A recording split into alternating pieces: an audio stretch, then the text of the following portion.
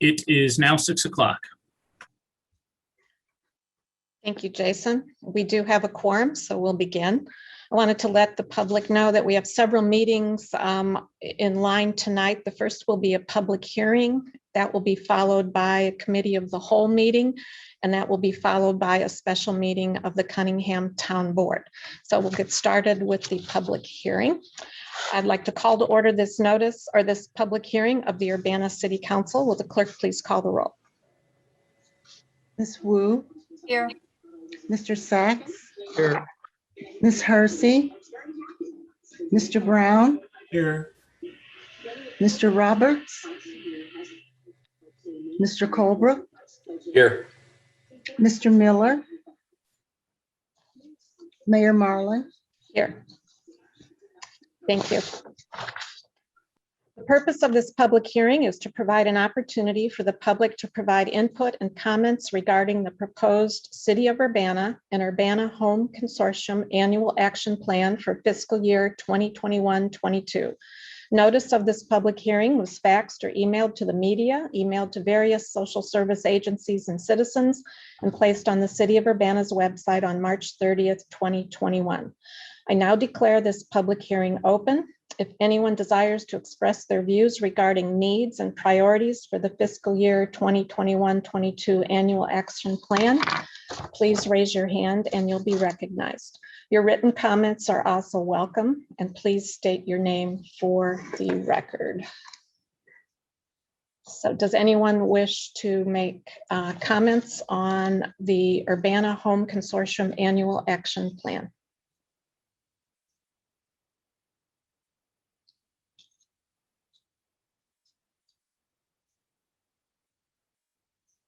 I'm not seeing any hands raised. We'll give it a couple more minutes, couple more seconds.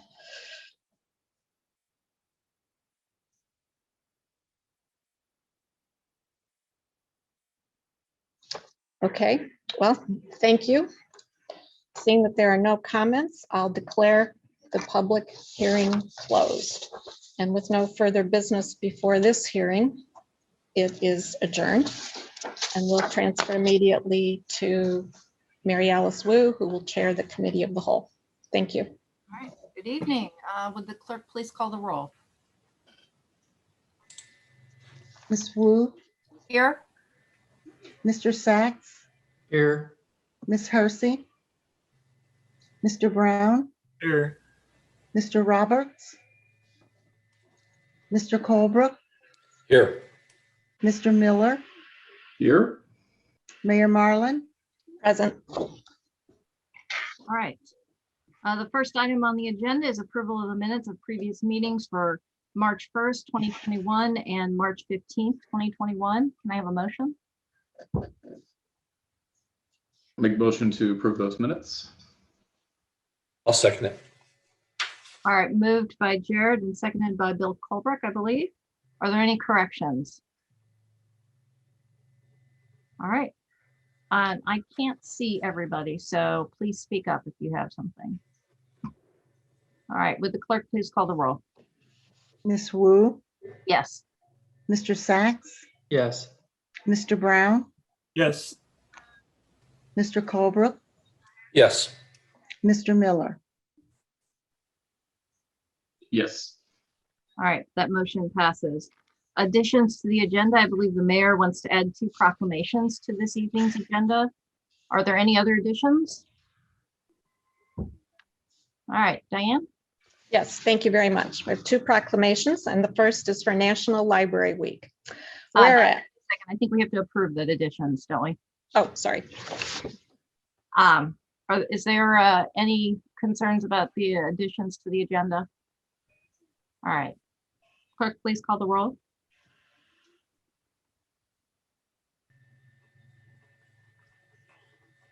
Ms. Wu. Yes. Mr. Sachs. Yes. Mr. Brown. Yes. Mr. Colebrook. Yes. Mr. Miller. Yes. All right, now you can go on. Thank you. Whereas The Urbana Free Library was established by city ordinance on June 16, 1874, is one of the oldest public libraries in the United States. And whereas today's libraries are not just about books, but what they do for and with people. And whereas libraries have long served as trusted and treasured institutions where people of all backgrounds can be together and connect. And whereas libraries build strong communities through transformative services, programs, and expertise, and by partnering with other civic organizations to make sure their community needs are being met.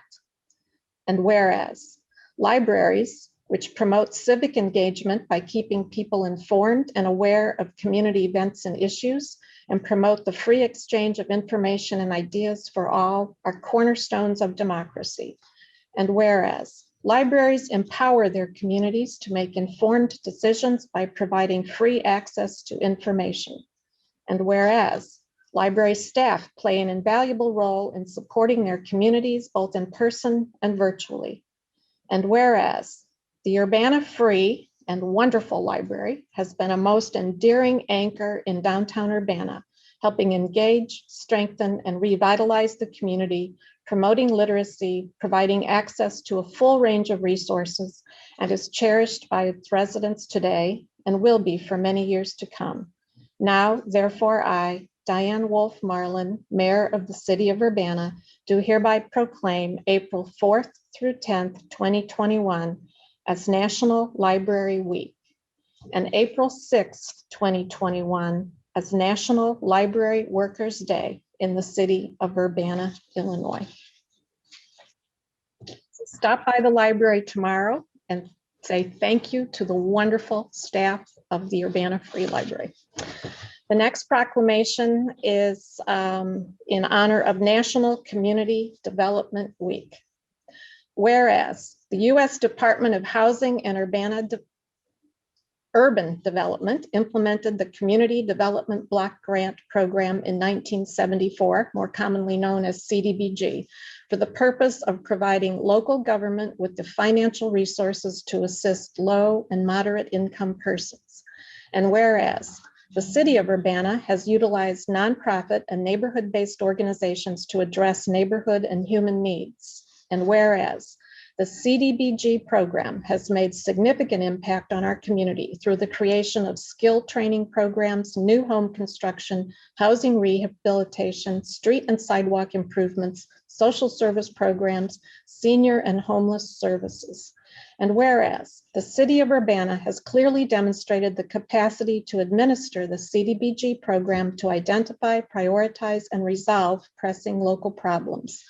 And whereas the CDBG program is celebrating its 45th anniversary, during which the City of Urbana has received more than $7,800,000 in CDBG funds and an additional $23,900,000 in home funds.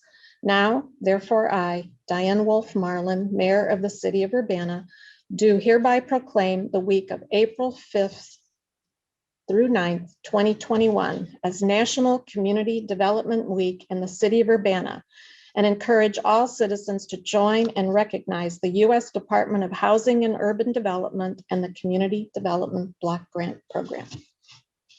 Thank you. Thank you very much. All right, so we have next on the agenda a closed session to consider pending or imminent litigation pursuant to 5 ILCS 122C11. I have a motion to go into closed session. I will make a motion to go into closed session.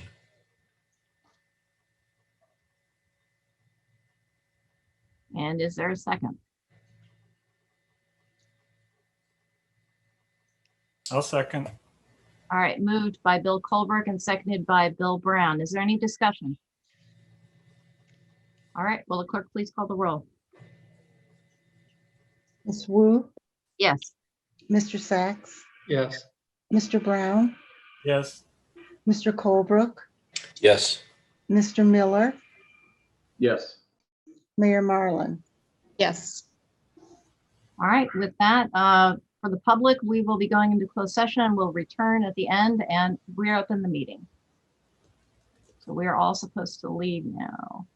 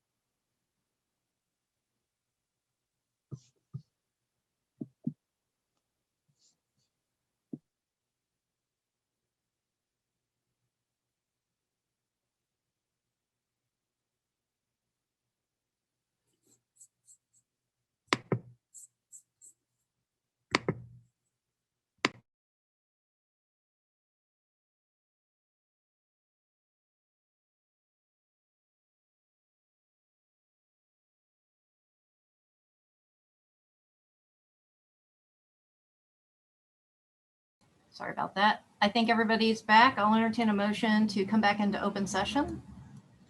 So moved. Second. All right, moved by Jared and seconded by Eric. Will the clerk please call the roll?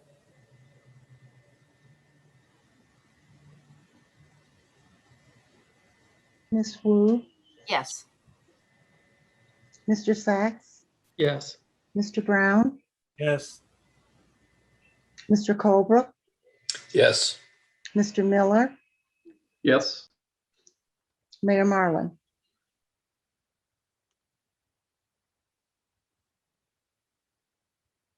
Diane, you're muted. Yes. All right, next item on the agenda is public input and presentation. So we'll start off with the council member training session. Have all the people been let in? That's panelists. I just let Chandra in. I don't see any of the other ones present. Yeah, I don't either. All right, so this one is Public Works. Is Vince going to do the presentation? It's going to be me, Tim Cowan. Tim, sorry, I didn't see you there. You're fine. All right, it's all yours. All right. Thanks for giving us some time tonight. Tim Cowan, Interim Director of Public Works and City Engineer right now. We just wanted to take a little bit of time to try to provide some additional insights that we don't necessarily get to always tap into during our regular meetings with everybody. I think, let me just share my screen to start so I don't forget that. Can everybody see my screen? Yep, I think so. Big green circle? Yep. Okay, perfect. I want to talk a little high level stuff. Generally speaking, the importance of the comprehensive plan to our department. It hits on a couple really important items. They are trying to engage the public at a high level, which I think is extremely important with us to help us really prioritize the needs and wants of everybody in the city. I think another big thing from the comprehensive plan that, we think our department benefits from is having an opportunity to also provide some public education based on some of the feedback we get to, try to discuss some of the logistics of some of the needs and wants of the community.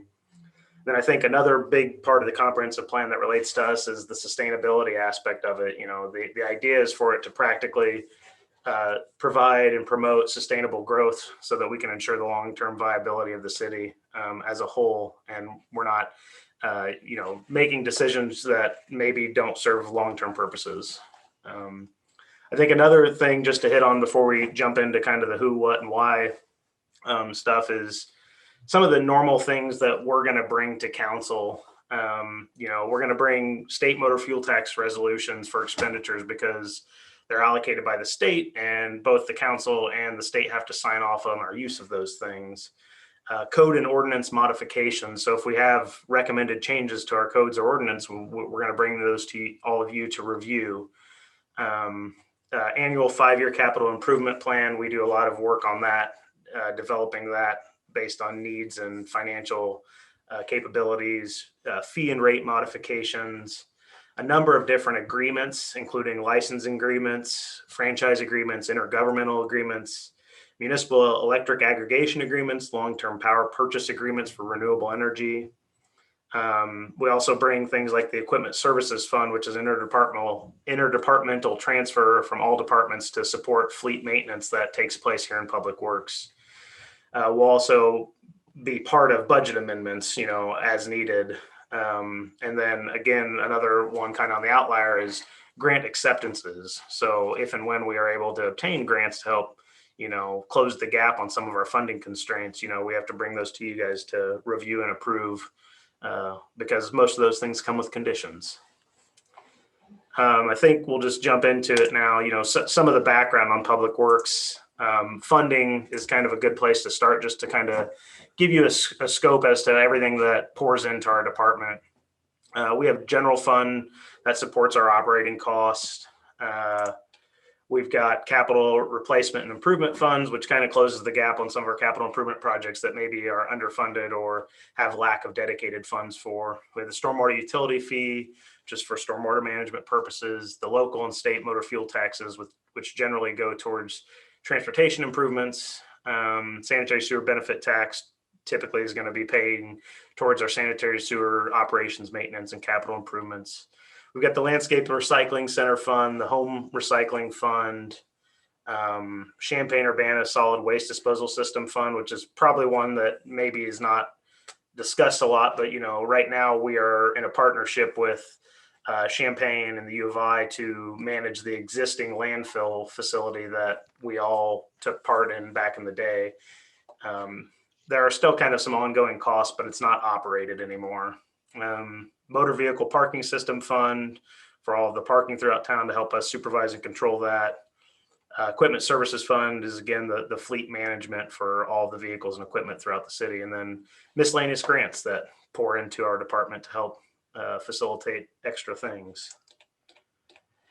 Along with funding, another big thing to hit on is, we're governed by a lot of different local, state, federal codes, statutes, acts, regulations.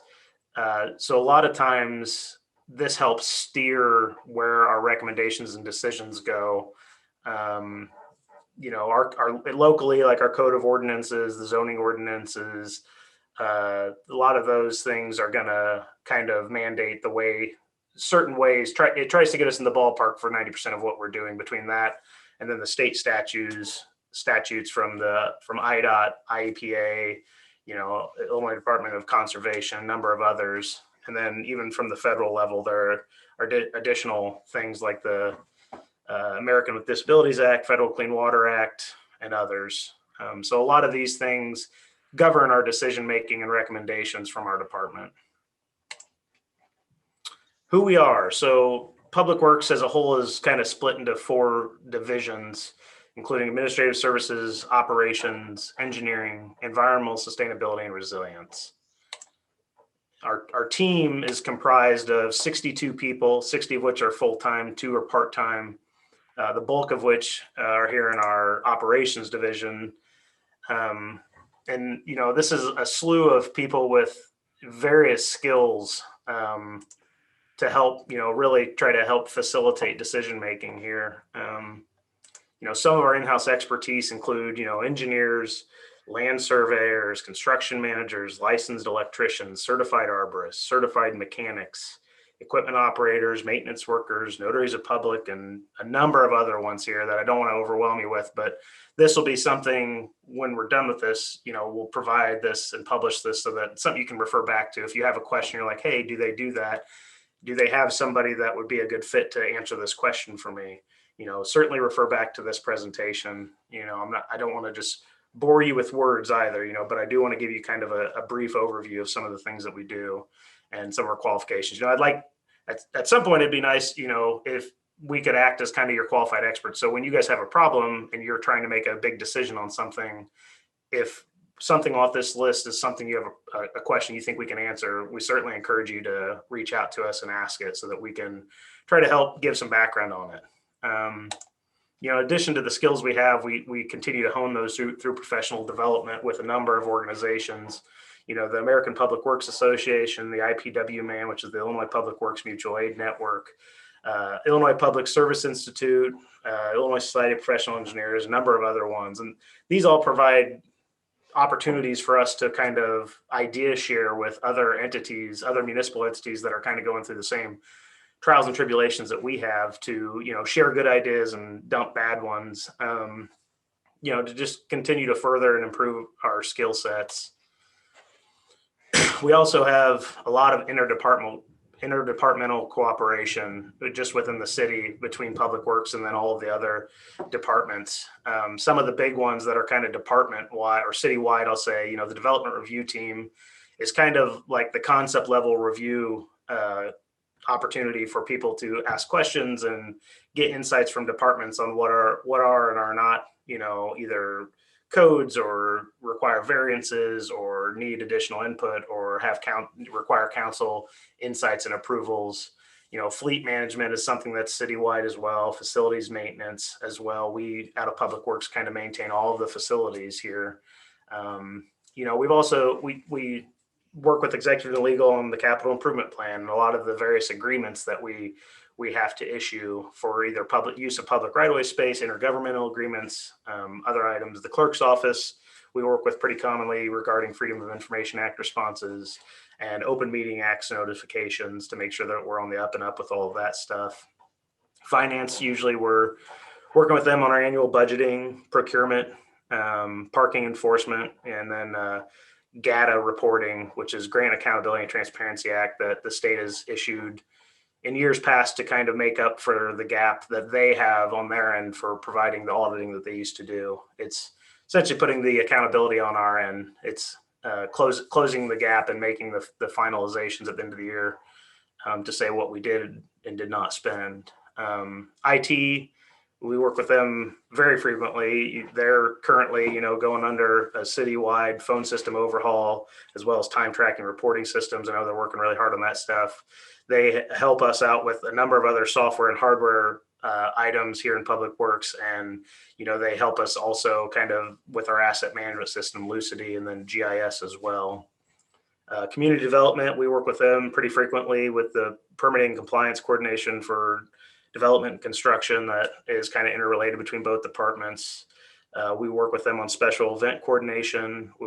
We help try to give some insights on the comprehensive plan.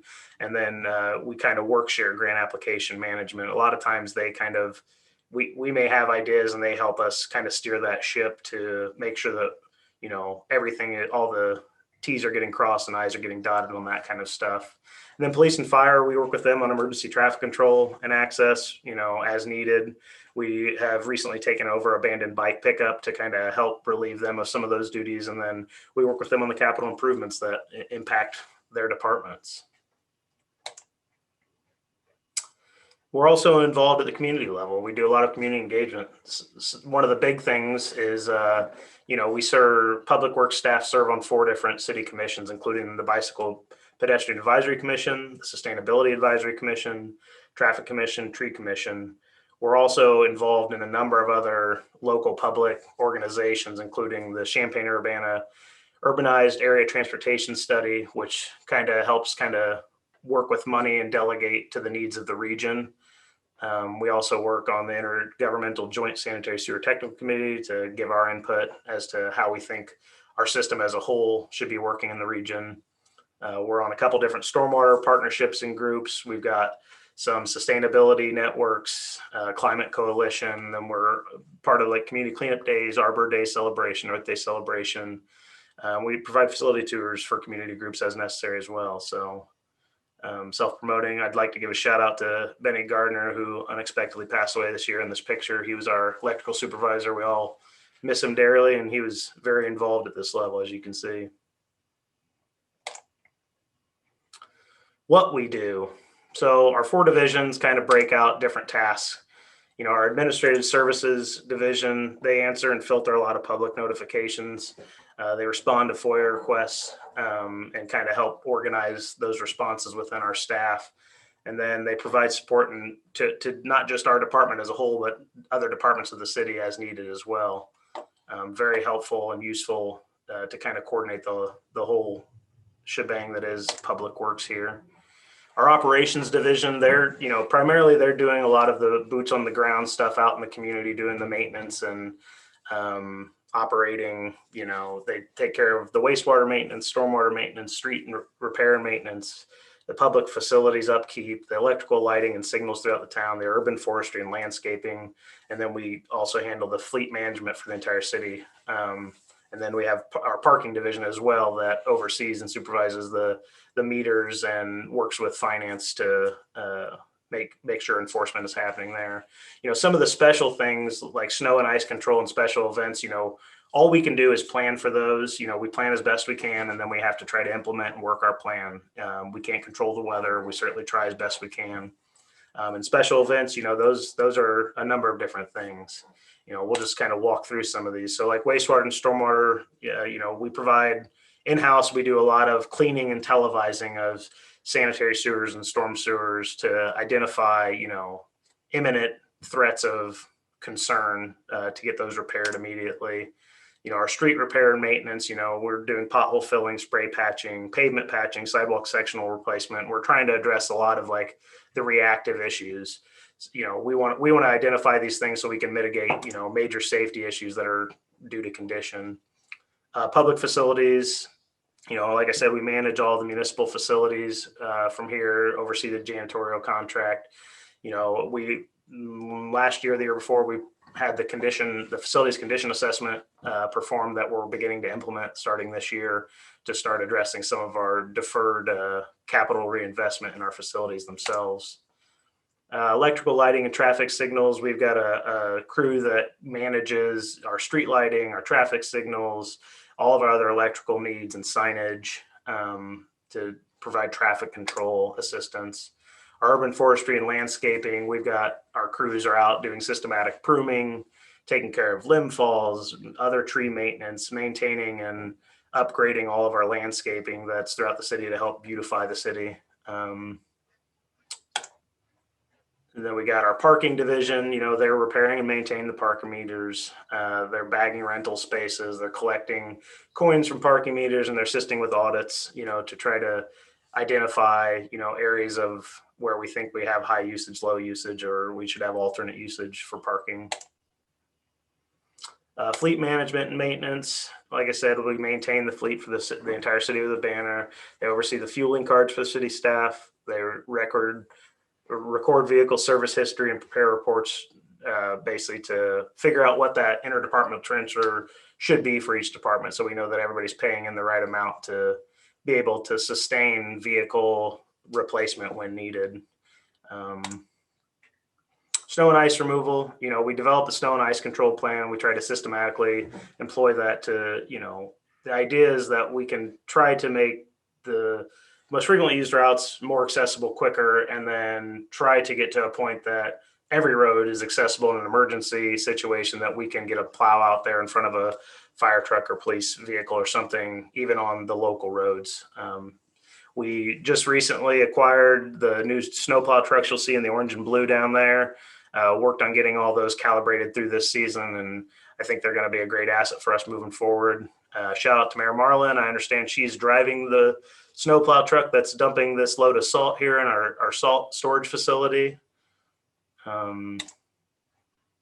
Special events, we've got a number of these. Obviously, COVID has diminished our abilities to do some of this stuff, but we all hope, soon enough we'll be able to get back to some of these things that we all enjoy doing. Some of the big notable ones, the Illinois Marathon, the Sweet Corn Festival, Candlestick Lane, First Fridays, and then a number of parades and other festivals that happen throughout the city. Public Works supports with traffic control and logistics and things of that nature to make sure all these events go off without a hitch and are safe for the public to attend.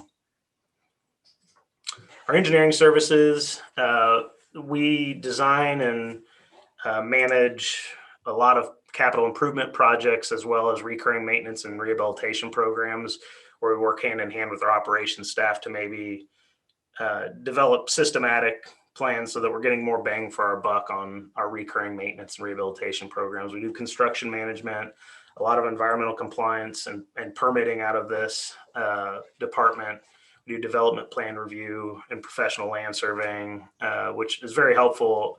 The professional land surveying is helpful across a number of city categories, and land acquisition, easement acquisition, boundary surveys, things that are helpful to identify discrepancies in property bounds that impact the city itself.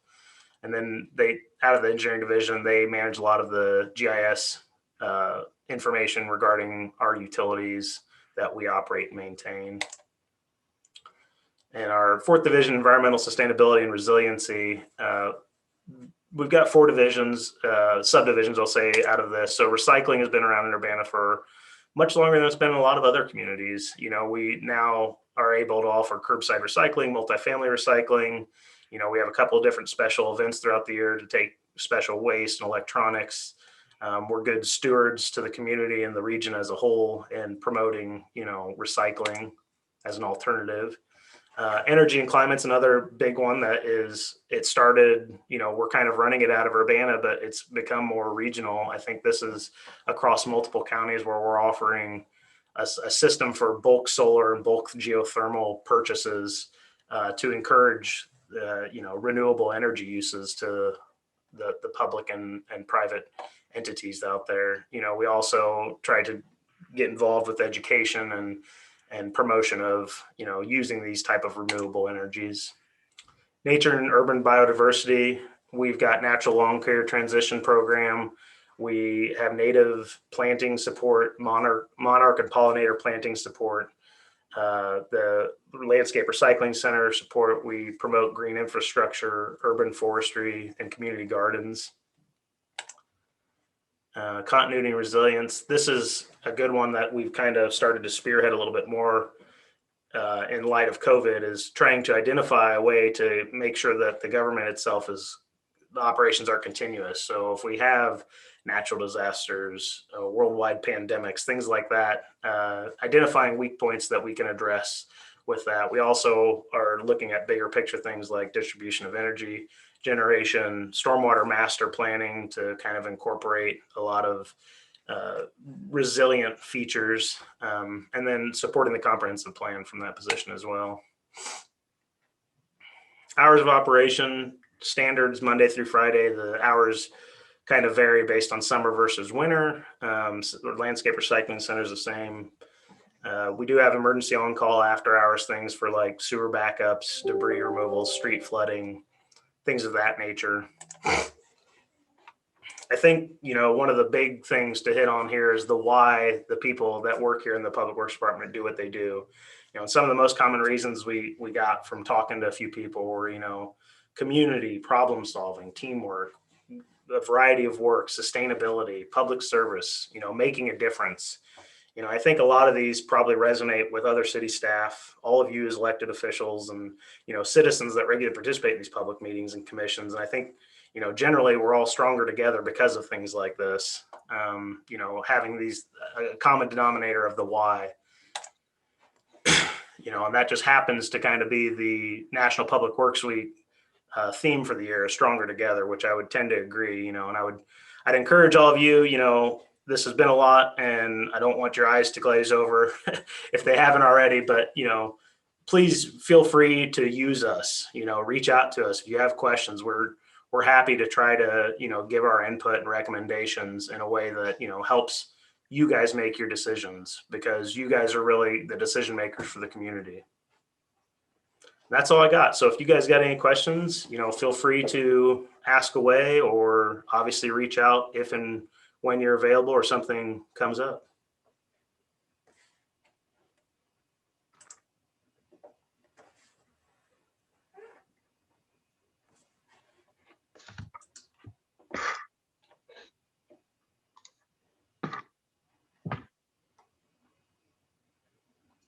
All right, I was muted. Eric, do you have a question?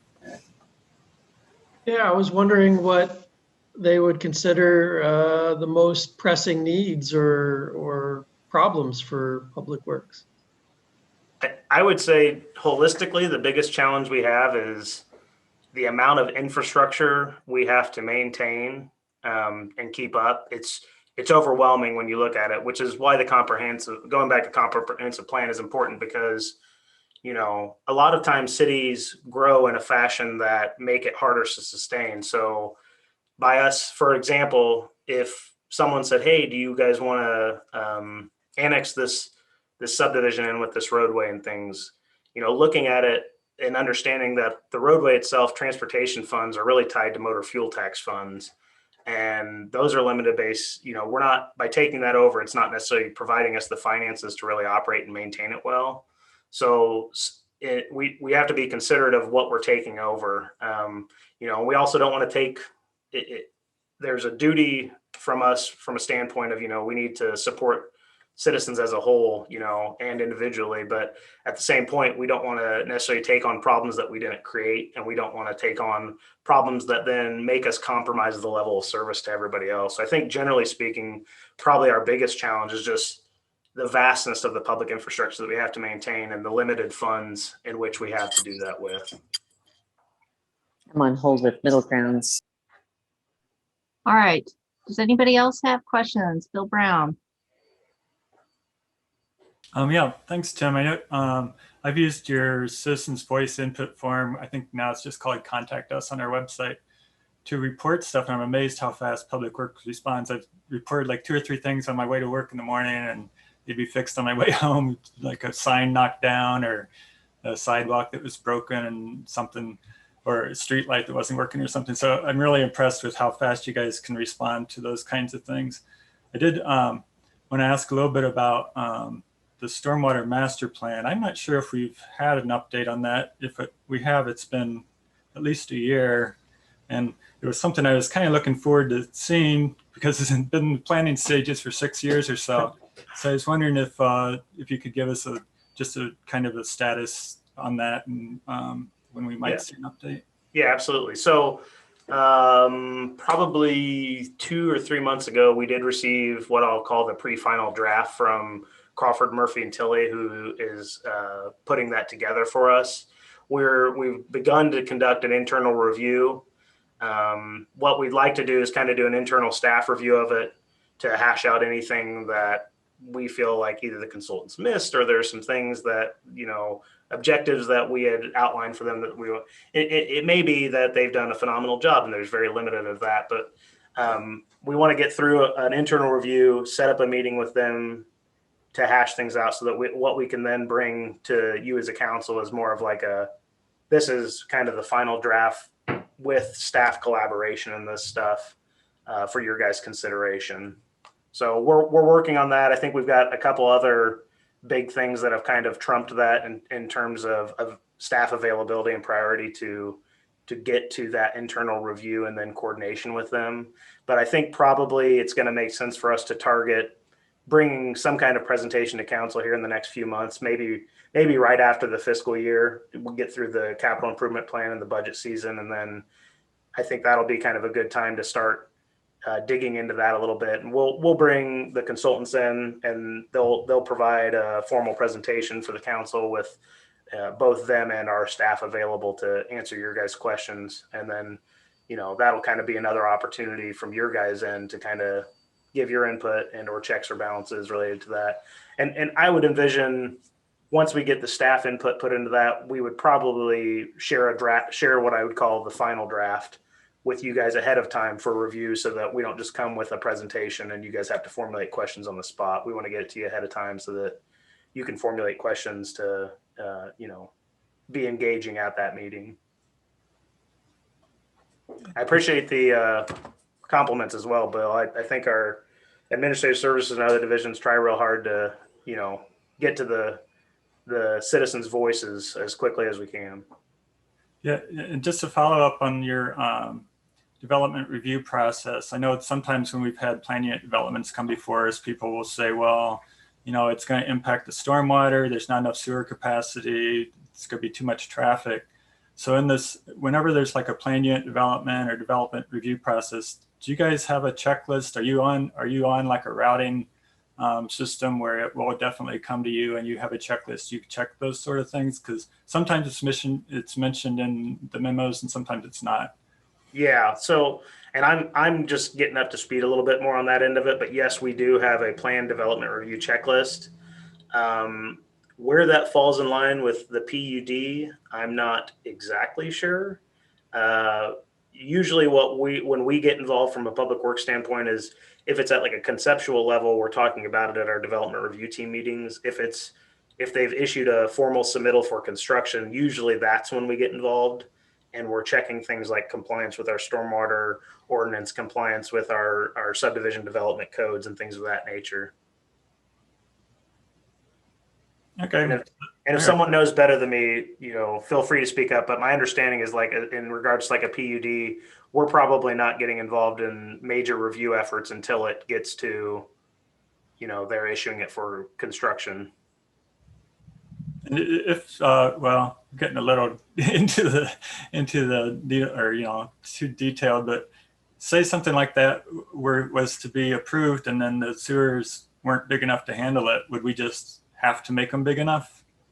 Not necessarily. So usually like something like that, we're looking at the people putting those things together need to be looking at that is quite frankly how that should be done is they should look at their development. If they're going to increase the sanitary sewer capacity significantly, they should be looking and asking us for information on those things ahead of time to prepare themselves for it. Because really, from our standpoint, it's hard for us to get involved until we know what they're doing. If they haven't issued something to us for review, like a normal plan development review, we would look at things like if they have to get a sewer permit, we need to ensure that our capacity is available. We need to ensure, same with like the stormwater stuff, the stormwater code, we probably owe it some consideration for review. But generally it's trying to limit downstream effects. That's not to say that we might not ever already have some capacity issues out there in our systems. Without, we've kind of started to go down the road of identified capacity with the stormwater management plan. We've done some stormwater modeling. In a perfect world, in my opinion, if we had a good model of our system that we could actually analyze it for capacity, which, right now, a lot of what we do from the level of information that most municipalities have is theoretical. We're saying if you're not putting more off your property than you were before, that's generally, you're not impacting us negatively. But that's not to say that other developments haven't happened, pre-development codes that have already created capacity concerns. I would like to see us get to a point where we can start developing our stormwater codes based on known information and capacity compared to theoretical capacities. We're not there yet. It's a ton of data to collect, and we're getting closer, but it's just a lot when we have a system as vast as ours, and you really need all of the information to do a good modeling effort on things. Okay, thanks. Mm-hmm. All right, any other questions for Tim? Eric Sack? Well, really just a follow on. I think for like the PUDs, I think there needs to be some sort of process before it gets to approvals, because these issues come up. And then if we're asking the prospective developer to say whether it's okay or not, they're going to say yes. And, what's the objective opinion on it? And I think also, we do hear from a lot of members of the community that they see problems with, runoff water and this sort of thing in the neighborhoods. And perhaps we don't have as much information as we need that is objective, but there is the sense from some people that there are problems around the neighborhoods, and that impacts these discussions on PUDs. So we probably need a more active role in it. Yeah, and I think in regards to that, Eric, is the PUD has to come for your guys' review. They're still going to be subject to meeting our construction and code requirements. So if they aren't able to either detain the amount of stormwater they need to on site to prevent creating new detrimental effects from runoff or downstream facilities, that's going to be theirs to solve. And if we say, hey, you guys either have to forfeit a building because you have to do detention, or you guys have to provide X amount of underground detention to fit this site, that's theirs to figure out. If the council, generally approves the PUD, they still have a number of other hoops they have to jump through before they're going to construction. All right, if there are no other questions this evening, thank you so much for coming today. And Tim, you said that you would make that presentation available to everyone, to city council members. And yes, we will. And I'll work with our staff and we'll get it published online, and then we'll make sure it gets pushed out to all of you council members as well. Great. Thank you very much. Yep. Thanks, everyone. All right, next item on the agenda is public input. I'll give members of the public an opportunity to raise their hand for a few seconds before we start that process.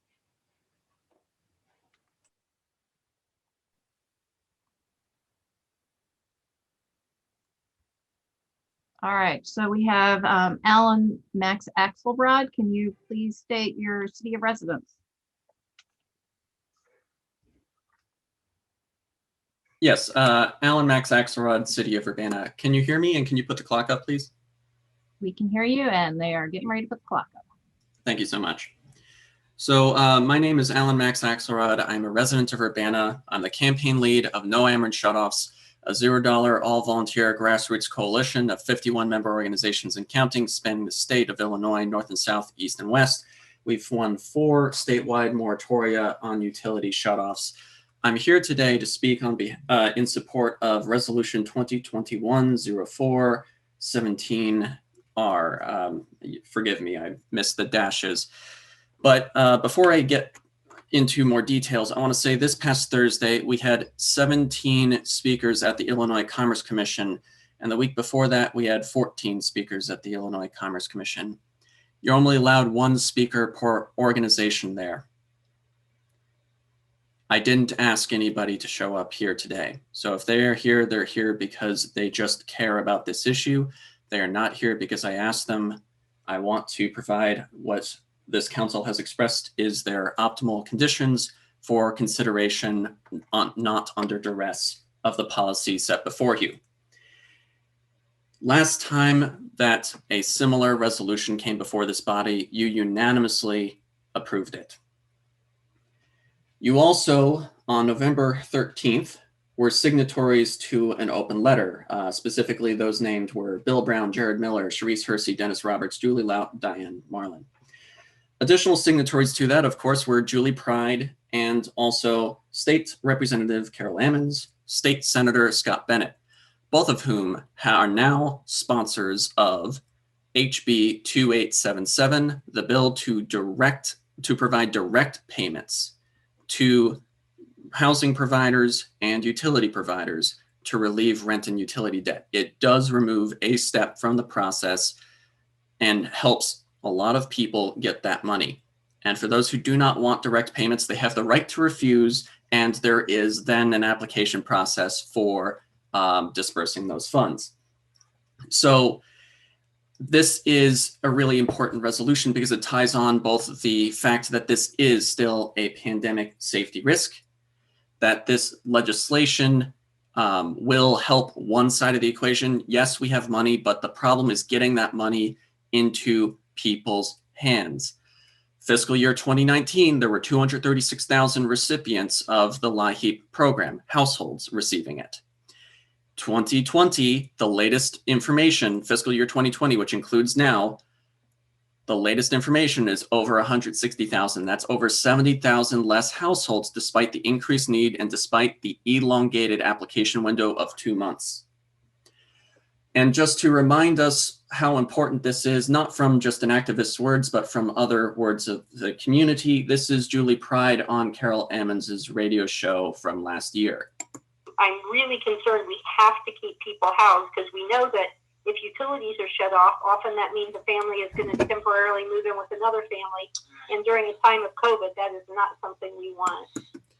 And Governor Pritzker was in Champaign earlier today. He said something very concerning, which follows up on a remark made by Sharice when I had presented to you the condition of utility shutoffs and how it posed a continued health risk for the city of Urbana, for the state of Illinois in February.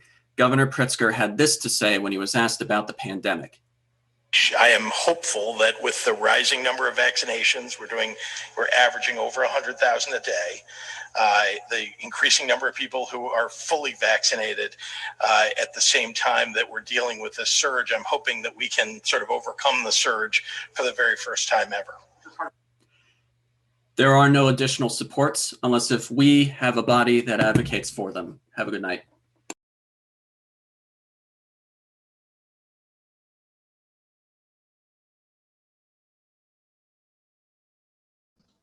You're muted, Mary Alice.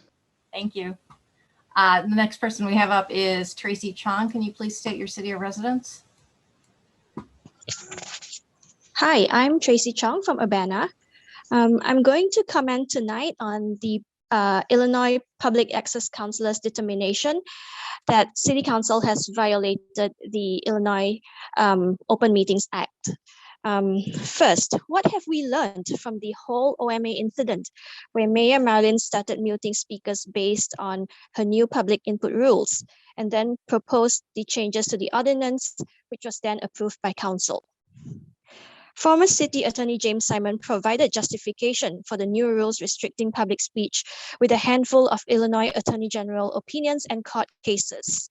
However, none of those cases actually supported the speech restrictions in the new ordinance, and this was brought to your attention multiple times in written form and during public input.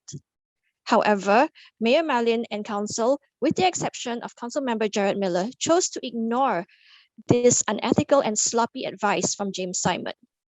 Up to today, I don't understand how you council members could choose to ignore such blatant wrong information that was laid out so clearly by concerned residents. The only reason I can think of is that you choose to ignore it so that you can proceed with the rules, so that you don't have to listen to true but difficult content. What has this brought you? A lawsuit that will waste even more taxpayers' money, hours of man-hours by the PAC performing the reviews, and residents who had to file requests for reviews and defend themselves and their case before the PAC. Meanwhile, after all that misconduct, there's no repercussion to James Simon's unethical actions. He gets to retire gracefully and go work with another city. What has the city of Urbana learned from this? Are we going to have a meaningful discussion on how we could veer so far off course the city's mission and ethics? How do we ensure this does not ever happen again? I don't think just changing the ordinance solves the issue.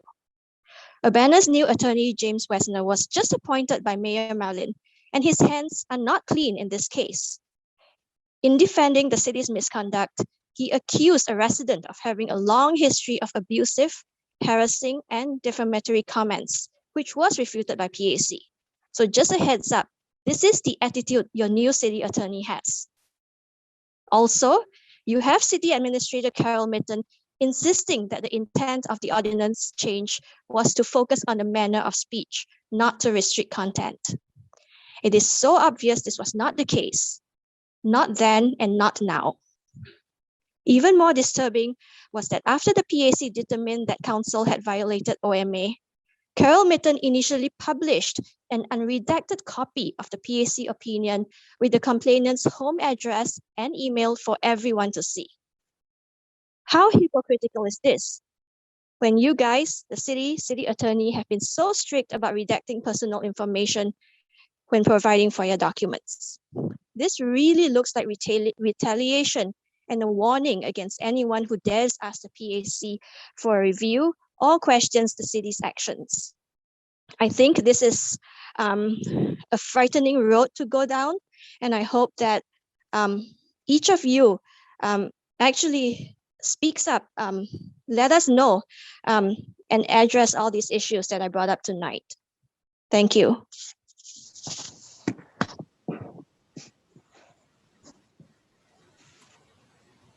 All right, I do not see any other hands up at this time.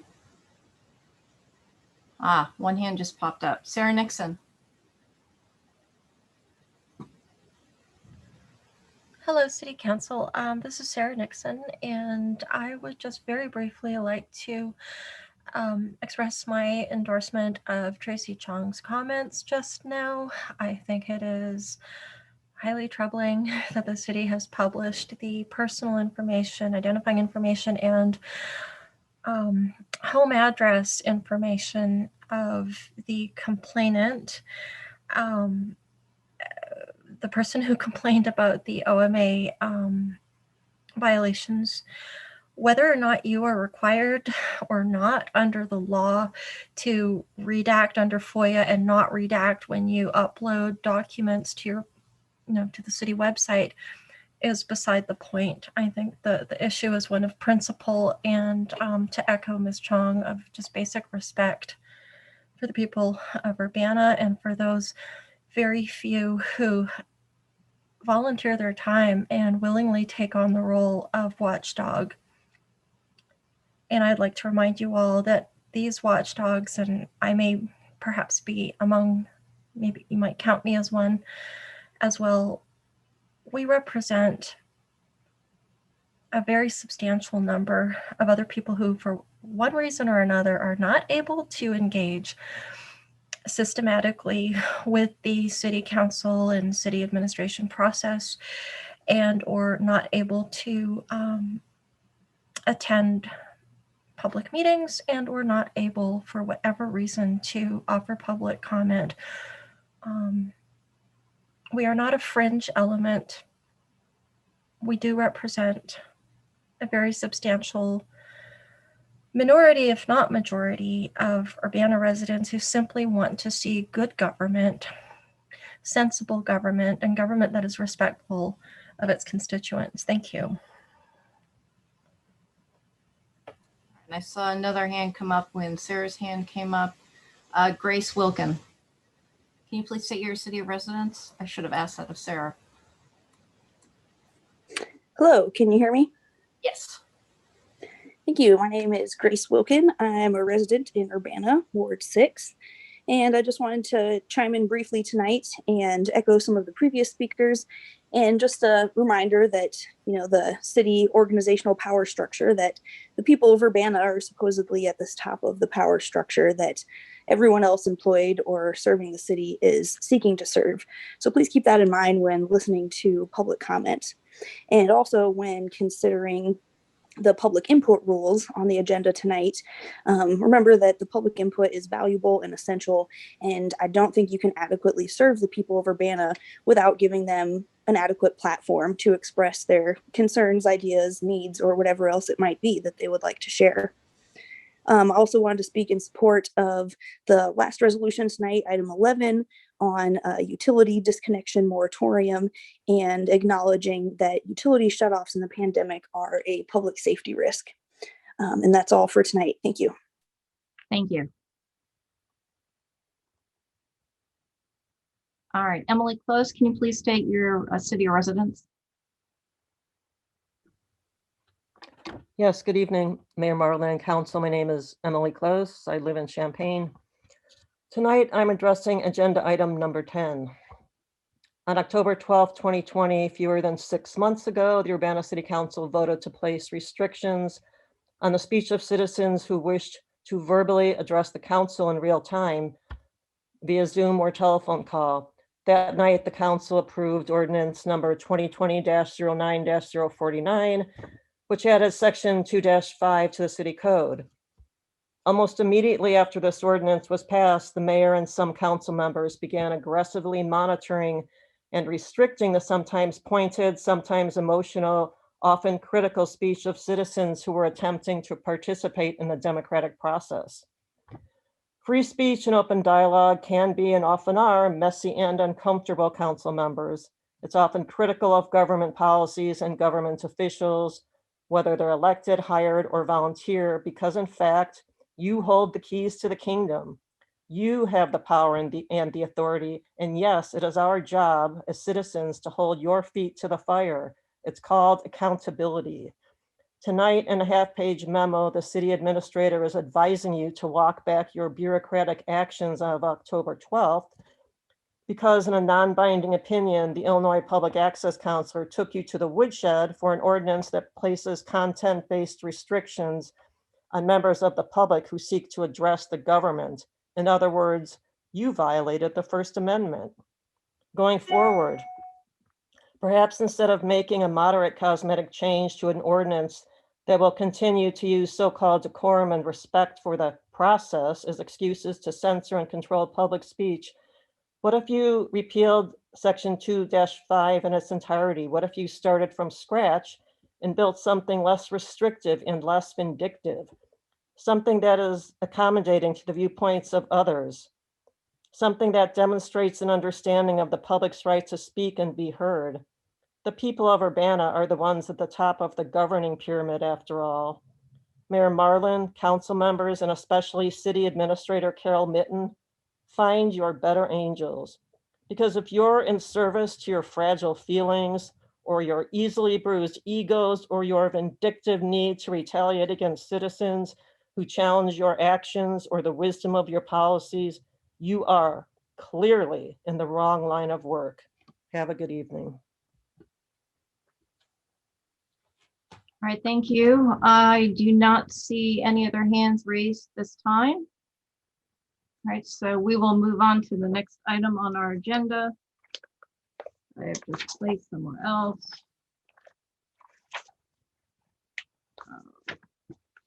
There we go. All right, the next item on the agenda is staff report. Do we have any staff reports this evening, Carol? I have one announcement that I wanted to make, which we've announced this a couple different times, but tomorrow night is the night of the Sustainability Advisory Commission meeting, where the primary agenda item will be a question and answer, a discussion where the SAC is convening the community with representatives from the Illinois EPA and Emulsicoat and its parent company. We've been in contact with IEPA folks and with Emulsicoat, and I think there's going to be a lot of people available to answer questions.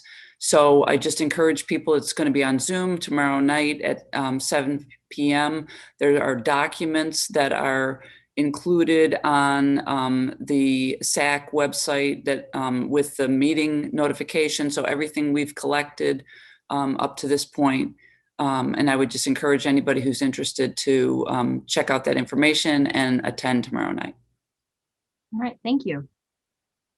Other staff reports this evening? All right, the first resolution up is resolution number 2021-04-015R, resolution approving the transfer of volume cap in connection with private activity bonds issues for single family mortgage revenue bonds and related matters. So this is community development. Is Lori going to do this one? Sheila, actually. Oh, Sheila, Yeah. sorry. I didn't see her. That's okay. Mary Alice, I'd like to combine the two. The second resolution is on the same topic. All right, let me just read that for the record. So the second one is resolution number 2021-04-016R, resolution approving the transfer of volume cap in connection with private activity bond issues, single family mortgage revenue bonds and related matters. That's the second one. So this one is the IHDA series, and the previous one is the assist programs. That's correct. All yours.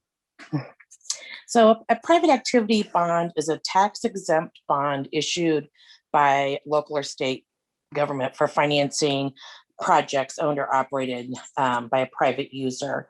The allocation that comes from the city of Urbana is determined every year through the state of Illinois. It's based on population size. And so this year we're receiving the right to allocate $110 per person for our capita 42,046 residents. That gives us the opportunity to allocate $4,625,060 in 2021 private activity bond cap activities. We have received 3 requests this year. The first one from the Illinois Assist MCC program.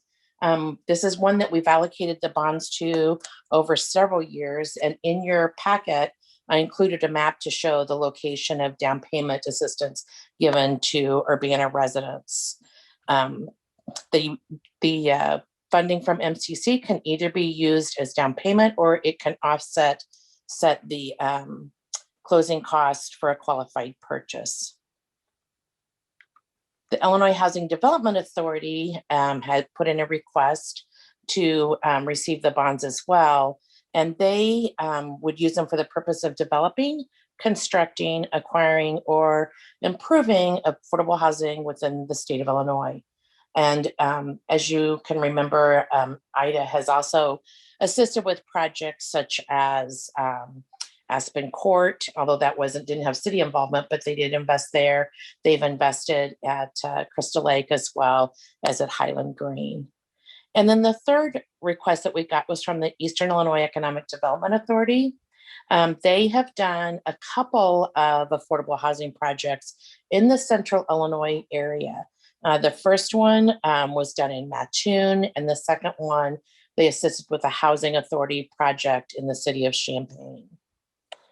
Staff took the proposed resolutions to the Community Development Commission in March, and they made the recommendation along with staff that we would cede our bond cap 50% to the mortgage credit certificate, as well as 50% to the Illinois Housing Development Authority.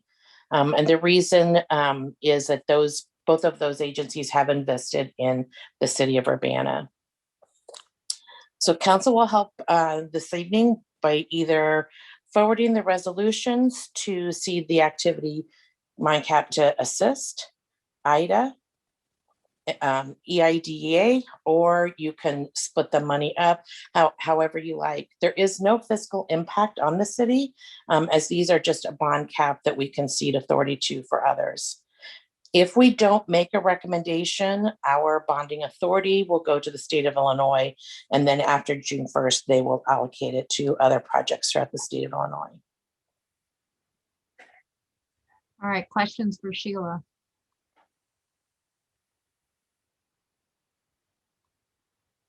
Jared?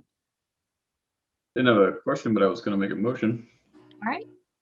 I'll move resolution number 2021-04-015R. Resolution approving the transfer of volume cap in connection with private activity bond issues for single family mortgage revenue bonds and related matters. This is the private bond cap allocation for assist programs for series 2021. Be sent to full council with recommendation for approval. And I would also offer that to be on a consent agenda.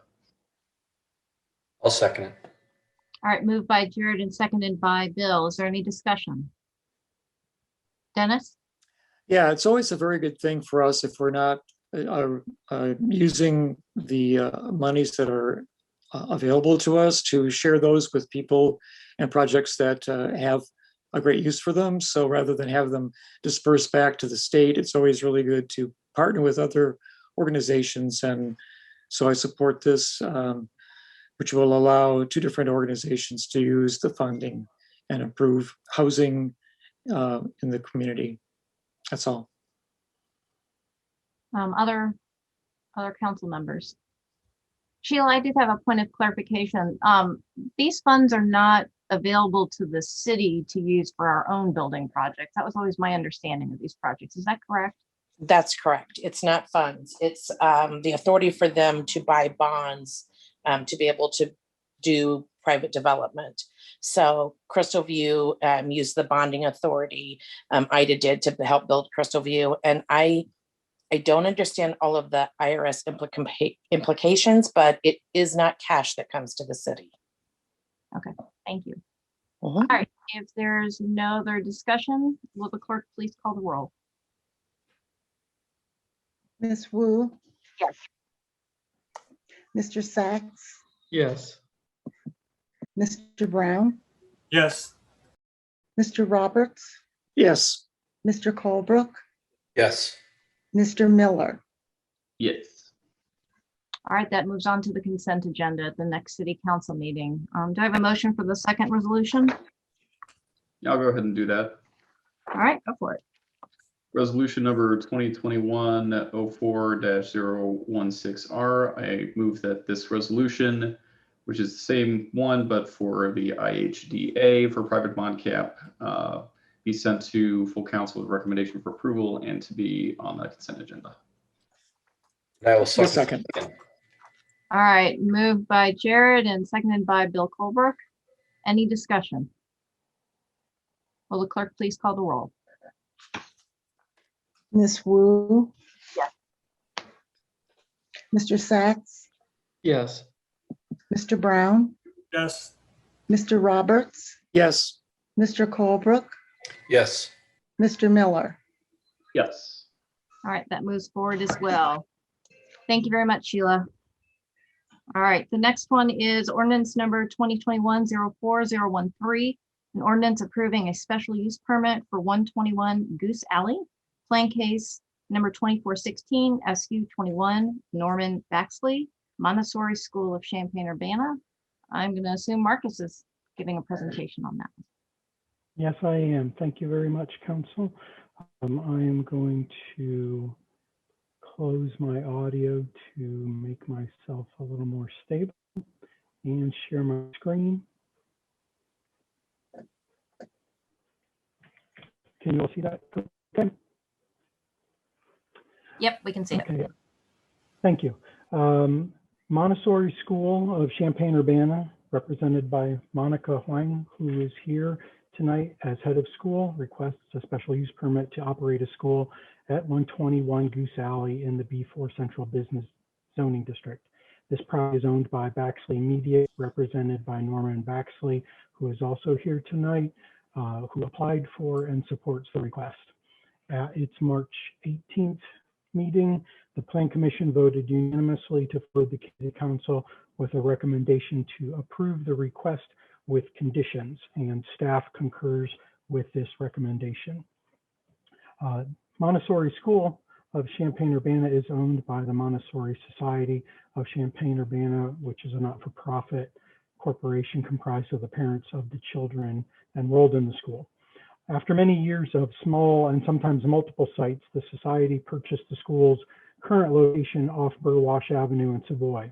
Programs at this site are directed towards children from kindergarten through secondary school age, extended day programs, and childcare. The property is located at the intersection, on the north side of Main Street, between Race Street and Broadway Avenue.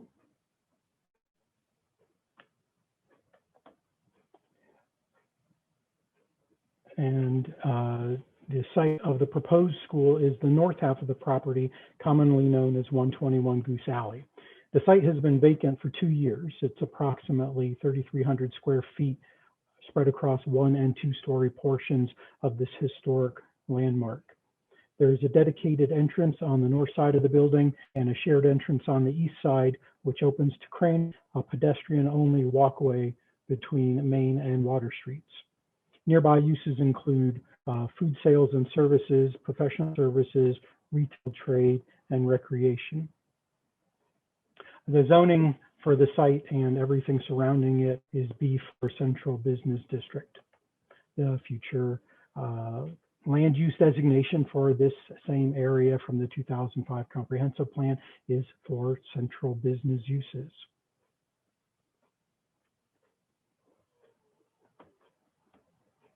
The proposed use is that the school would assign the oldest students there from 10 to 14-year-old to the new location in downtown Urbana with 2 main benefits. First, being down opens up new experiential opportunities that are better appreciated by these older students. And second, it would free up capacity for younger students at the current facility, which is better equipped for their need for outdoor play. The proposed school would use the existing layout of the space, and no renovations are currently planned.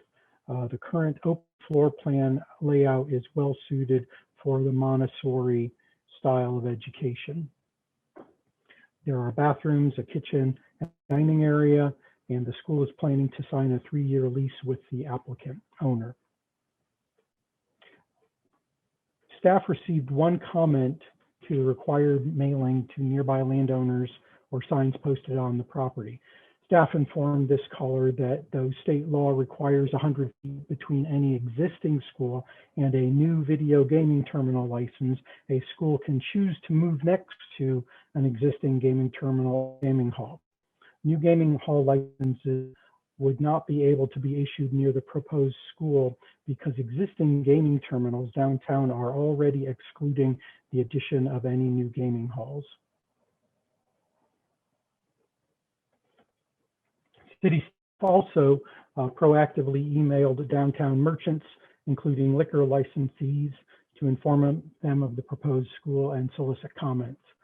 Staff received 8 responses, 7 in support and about potential conflicts with gaming licenses. Staff informed 1 inquirer that registered child sex offenders cannot live within 500 feet of school, and that there are currently no registered child sex offenders living within this distance. Most of the other responses strongly supported the school and included offers from downtown merchants of services to the students, such as yoga, art, and classes, as well as multimedia educational resources. This application fulfills the requirements for a special use permit. The proposed school is conducive to the public convenience at this location.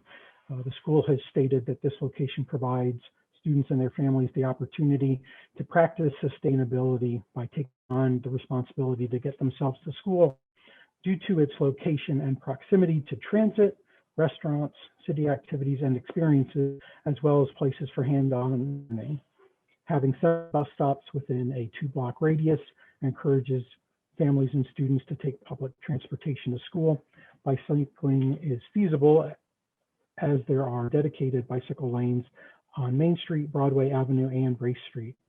And the school has agreed to work with the applicant to install bicycle parking loops. Sidewalks in this area are also well maintained and are regulated by the city's snow removal ordinance. Second, the proposed school is designed, located, and would be operated so that it will not unreasonably injurious or detrimental to the B4 district or to the public welfare. The school plans to start with a small number of students and gradually increase enrollment levels. Proposed school hours are from 8 to 3 p.m. Students arrive between 8 and 8:15 and depart between 2:45 and 3. These drop-off and pickup times correspond with the lowest periods of downtown traffic rates. School and city staff have discussed options for handling traffic flow during transition times to minimize conflicts with existing traffic patterns.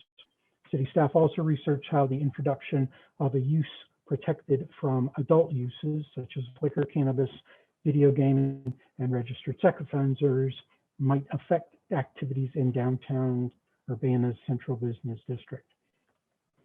At this time, 10 students are enrolled for next year's program. The school would like to have up to 28 students by the 2023-2024 school year. The school would also like to limit the duration of the special use permit to this 3-year time frame, allowing both it and the city a trial period to determine if the school is a good fit for this downtown location and to determine if downtown Urbana is a good fit for the school. The B4 Central Business District has no minimum parking requirements, but the school plans to rent 3 parking spaces in the city parking deck. We'll talk a little bit more about that later in the conditions. Students will be encouraged to walk, bike, or take the bus to school. Parents will be encouraged to establish carpools. The school has developed a plan for students to be safely dropped off and picked up from the school. We'll show you that here. Parents enter City Lot 1 from West Water Street here and park in any available metered parking space, drop or pick up the child, and then exit the lot back onto West Water Street. During the period that a business may be using the east half of Lot 1 for outdoor dining due to COVID accommodations, parents will exit down Goose Alley here along the Green Line onto North Broadway Avenue. If all parking spaces in City Lot 1 are full, there are additional parking spaces in City Lot 2 east of Bunny's Tavern. There are also approximately 60 on-street parking spaces along West Main Street, North Broadway Avenue, and North Ray Street within a 1.5 block radius of the school, all of which afford safe pedestrian access to the school via sidewalks, marked crosswalks, and/or signalized intersections. Recent parking surveys of the 122 parking spaces in lots 1 and 2 and the adjacent on-street parking showed an average 87% vacancy rate in the morning and an average 63% vacancy in mid-afternoon. And finally, the proposed school conforms to the applicable regulations and standards of the B4 Central Business District. The building would remain compliant with the regulations of the district and preserve its essential character. The transition of this space from a professional office use to an educational use is truly a multi-step process, including the requested special use permit, required building permits, potential approvals for an upgraded kitchen, and any required educational certifications. The building permit process would include review of the building's functionality for an educational use, which is different from requirements for an office use. Granting of the special use permit is merely the first and most straightforward step in this process. In all, the use of the property as a school would bring more young people and their families downtown, which would be very beneficial to nearby establishments and to the downtown community as a whole. The school meets the criteria for special use permit approval, with staff recommending conditions to reduce potential conflicts with neighboring uses. On March 18th, the Plan Commission held its public hearing. Commissioners asked staff about the proposed floor plan, how a school might affect liquor and cannabis licenses and traffic management. Both applicants were there to answer questions, but received no questions from the commission. There were also no questions from the public.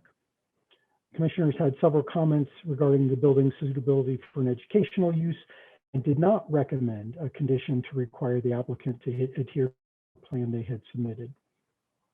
Staff stated that the proposed school should not affect future cannabis uses, as the various uses are either downtown or they are permitted, and the proposed school would not affect that permission. Staff explained that although current state liquor legislation prohibits the issuance of new liquor licenses to retail liquor establishments near a school, the local liquor commissioner could be able to waive this protective buffer if the school waives their right to the buffer.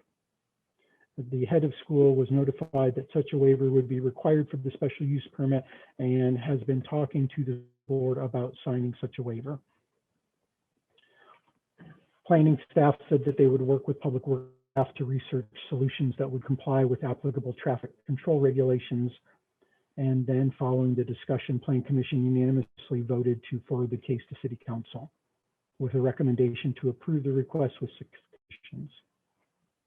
The findings are summarized in the staff report. 2 highlights are that the proposed school would be conducive to the public at this location due to its ease of access by walking, bicycle, mass transit, or by car. And the proposed use would not be injurious or detrimental to the B4 zoning district because planned enrollment loads are reasonable and would be capped. Student loading can be conducted within parking areas in a safe manner, and daily activities would not pose unreasonable demands on the business district. Urbana City Council has the following options: to approve the ordinance with terms and conditions, or deny the ordinance. At the March 18th Plan Commission meeting, Plan Commission recommended approval with the following conditions: that parking and loading must be in general conformance with the plan submitted, that the special use permit would expire on August 31st, 2024, that student enrollment will be capped at 28 students, and that the school must rent at least 3 parking spaces within 450 feet of the school prior to issuance of a certificate of occupancy. Later discussion with planning and public works staff added in an amendment to that recommendation that if upon operation it is determined by the city engineer that schools pickup drop-off plan creates safety or traffic issues, the zoning administrator may require the school to secure up to 12 additional spaces to establish such a zone. Fifth, that the school must work with the property owner to install at least 3 bicycle loops prior to issuance of a certificate of occupancy. And finally, that the school must sign a waiver of its protective buffer from new retail liquor licenses and renewals prior to issuance of a certificate of occupancy.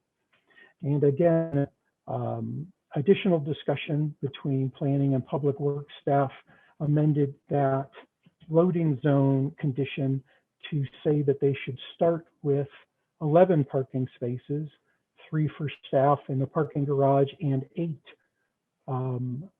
for student loading in city's lot 1, and then an option to secure an additional 4 additional parking spaces if necessary.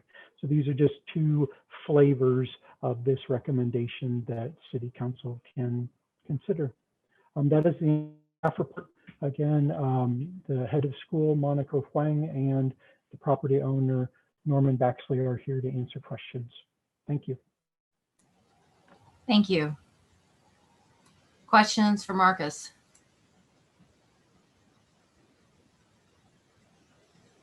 Dennis? Yes. So one of the questions that you mentioned was a plan that had to do with outdoor dining. Should there be outdoor dining in the parking lot set up? Currently, we don't seem to have that. Do you want to make a comment about what you think the possibility of that is that would limit some of the flow through the parking lot. Okay, so going back to that plan, and I will share that screen. So at this point, I understand that we have not received any requests for outdoor dining permits. Actually, Marcus, if you'd like, I can take this on. So we are in the process right now of conducting some additional outreach to the businesses in downtown to talk about the plan. We have received some requests, and so we are looking at the details. So that plan, as shown, was what happened last year, and we're talking about whether or not the same thing should happen this year. So it has not been decided yet, which is why there are many lines on that drawing. So you're taking on account of it, but you don't have anybody who's actually wanted to establish outdoor dining at this time. Yes, we have. Yes. So we're discussing that, the details of that, and then talking to other businesses to just talk about impacts and how to mitigate any of those impacts. Thanks. Mm-hmm. So Dennis, to your question, assuming that the requests are no larger than they were last year, this east lot, half of lot 1, was reserved, as well as a full Bunny's lot 2. Later, Bunny's lot 2 was scaled back to 1/2 of this. So if, best case scenario, everybody wanted as much outdoor dining as they did last year, people would follow the green line and pull into one of these parking spaces, drop off their child. The child would walk safely down the side of the alley. There's a sidewalk portion there. And then the car would exit out Goose Alley. There is a plan, I think, later this year that Goose Alley traffic flow would be converted to one way. That hasn't been confirmed yet, but that is in discussion to improve safety there. If we don't have any outdoor dining permits, and it's probably somewhere in between those two things, then traffic would simply go through along the yellow line and pull through and leave out Water Street. The actual happening will probably be somewhere between those two things. Yeah, I thought I was sort of well aware that lot 4, I guess it's the eastern lot, would be likely to be an outdoor dining spot, but I guess I wasn't aware that people were considering the western lot. Okay, thanks. Eric? So if the cars have to exit on the alley, what is being considered to make sure that the children who cross the alley, aren't going to be crossing in front of the cars that are exiting on the alley?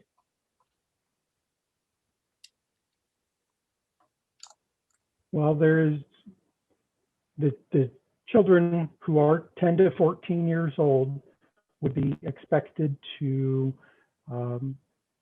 look both ways across any sort of street as they are in any typical traffic situation. And also then the parents who are pulling through would be looking for the children. In addition to this, Montessori School posts a staff member currently at the school to do the transition period monitoring, and that will happen in this case as well. So parents would pull into a space and park, and school staff would be there to make sure that they cross safely. Later discussions, which I will bring up now just to maybe help direct discussion, the staff are now recommending that the school rent a total of, 11 parking spaces, 3 for staff in the parking garage that had already been secured, and then establishing a loading zone probably in this strip of spaces is what Interim Public Works Director Tim Collins' recommendation is. If City Council wanted to follow that recommendation, a loading zone, school student drop-off zone would be established here, or it could be established here. That would at least get the children, this distance away from the school entrance.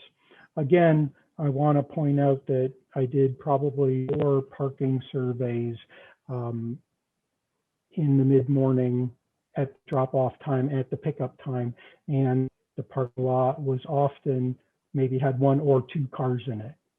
So there really isn't high usage of this lot, especially at 8 o'clock in the morning during the week.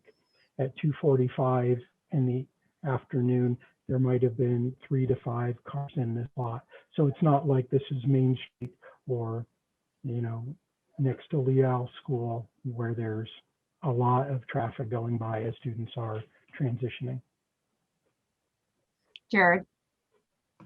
Marcus, would it not be true then that if Rose Bowl Tavern was going to have that space for outdoor dining, that those 8 spaces wouldn't be available?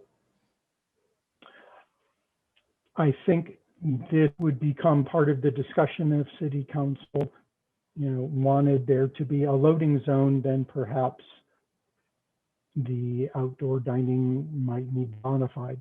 I think, there are lots of solutions available here. It doesn't have to be an either or. It can be an either. Well, it can be an and.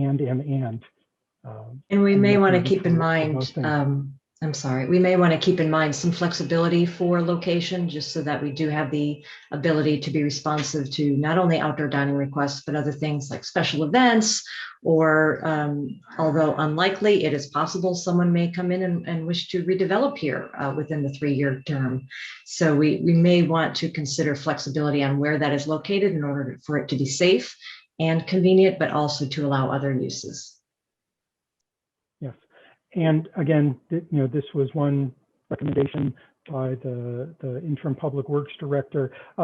His recommendation was also that it not be a full day, reservation loading zone, that it would be restricted to those transition times, so that those parking spaces could be used for other things, say at lunchtime, or so if they need those spaces between 7:45 and 8:30 in the morning, which is before any of the businesses open up there, except maybe for one restaurant, and they need them between 2:45 and 3:30 in the afternoon, that's well before dinner hours. I think there's a lot of flexibility that can be done here. Dennis, do you have a question? Yeah, I was wondering about a little bit about the details about the hours of education for the children. Will the young students be attending the building, the school, at the same time as the older students? Are they going to be both in class at the same time, or are they going to be sequenced? Maybe that's something that the school administrator can answer. This is Monica. Yeah, this is Monica, and I'm with the Montessori School in Champaign-Urbana. We currently do a stagger drop-off and pickup for our students, and we anticipate on doing the same thing if we are able to rent the space, because we do have some families that will have children attending across the 2 campuses, so it will be slightly staggered. Our current drop-off time right now in our current location starts as early as 7:40 in the morning. So parents will be able to drop off some of their younger kids and then come on over. So does that mean then the younger kids start early in the morning? So do the older children also start at the same time? You said they were staggered. Can you elucidate that just slightly? Sure. We currently have 3 drop-off times for our families. So it's, it's just staggered from 7:40 to 8, and then we have another one from 8:05 to 8:30. and then another drop off from like 8:40 to 8:50. And are those based on the age of the child? No, No, it's they're not completely based on, yeah, it's just to make sure that our hallways are not crowded. And so this would just occupy one of the slots that we have. And this Urbana location would just have one drop off because all of the students will be in one group. Okay, so all the students are in the building at the same time. Yes. That's really what I was wondering about. Okay. Got it. Sorry. Thank you. Tim, I noticed that you had your hand raised. Did you want to add anything? Yeah, the traffic control is just, it's a little bit challenging in the fact that, by city code, there's not supposed to be stopping in alleys unless it's commercial deliveries and things of that nature. I think naturally most people would say, oh, well, they just drop them off there at the back door. That's easy. That mitigates crossing traffic, some other things like that. We thought that as well, but the way the code is written right now, it's preventative from that. It also, we haven't analyzed it in detail at this point, but if you've got at some point 28 students coming in 28 different cars, there's some stacking, concerns with that area. We don't know when all these businesses are getting the commercial deliveries that they use to access this alley either. So, one potential resolution was trying to just mitigate the use of the alley a little bit and providing a loading zone. And our recommendation for making that kind of like a temporary thing in that parking lot is that, as you've already discussed, that parking lot in general is kind of highly sought after by many, users in the downtown area, whether it's for parking or event space or, COVID dining and bar service, things of that nature. So we didn't necessarily want to allocate, spaces permanently that other area businesses may want to utilize. We're trying to deter ourselves from, solving private issues in public spaces. But I think if there were, support for a makeshift loading zone in this area, as Marcus described, low usage during the times that they would need it, but still it's open the rest of the day and the night for public use. I think that may be an amicable resolution to that. And with the caveat that Marcus has built in there that, if the drop off things aren't working, we reserve the right to come back and revisit this and, come up with alternative solutions. All right, thank you. Bill Colbrook? Yeah, there's a reference made that the parents are encouraged to or required to follow the traffic pattern. What would be the downside or what would be the ramifications for a parent who decides to drop their 12-year-old or their 14-year-old off on Water Street or on Broadway? They're a 14-year-old kid, they're within sight of the back door. They got the ability to, ride a bike all the way across town. What's to prevent a parent from just dropping them off on Water Street or Broadway and just having them walk half a block to the front door of the school and not even engage the traffic pattern? There would not be any legal or zoning requirement for them to use this proposed loading plan. People walk to school, bike to school with any routes they choose, as long as it's legal. That's what the requirement is. We would prefer to create a safe option for them. But if a parent wants to even say, pull up in one of these parking spaces up here because they We can't see your screen, Marcus. Oh, sorry.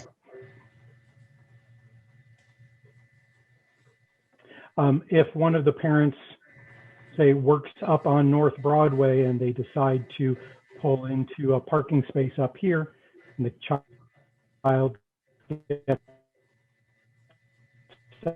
out and walks on the sidewalk and crosses at the crosswalk and makes their way in a safe fashion, be acceptable as well from a legal standpoint. Yeah, I guess I was asking the question to make a point that the first year I think we're talking about 17 students, and the third year we're talking 28. I don't honestly know that area of town, which I'm at all the time, 7 days a week, seems like, will probably even notice the impact of the students.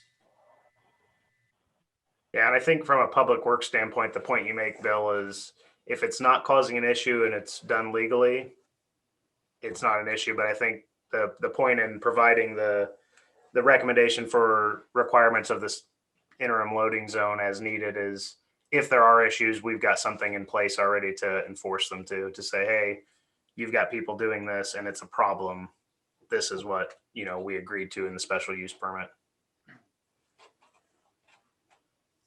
All right, other questions? Dennis? One more. There is we have done loading zones and alleys before. There is one across the street for the Courier Cafe. They have a ability to pull up to their side door in 15 minutes, I think it is, to unload their supplies that Alan Strong asked for and we allowed several years ago. So it might be that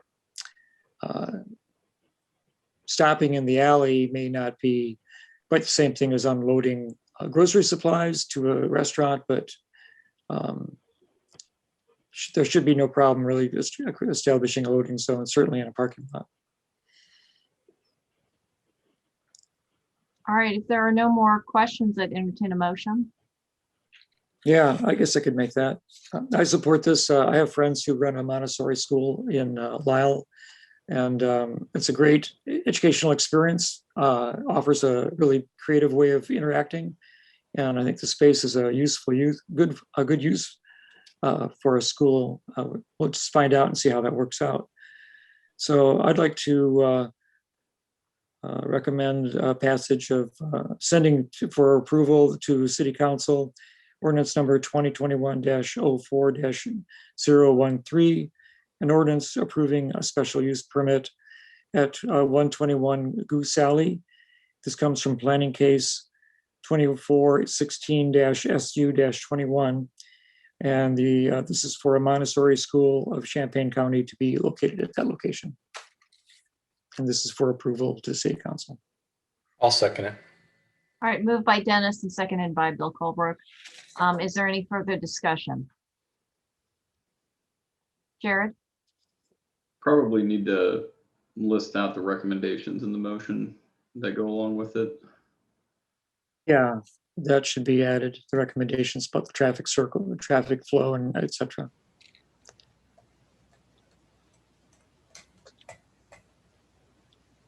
Cap for the students being 28 and within 3 years. The school will be leasing 11 parking spaces within 450 feet of the school.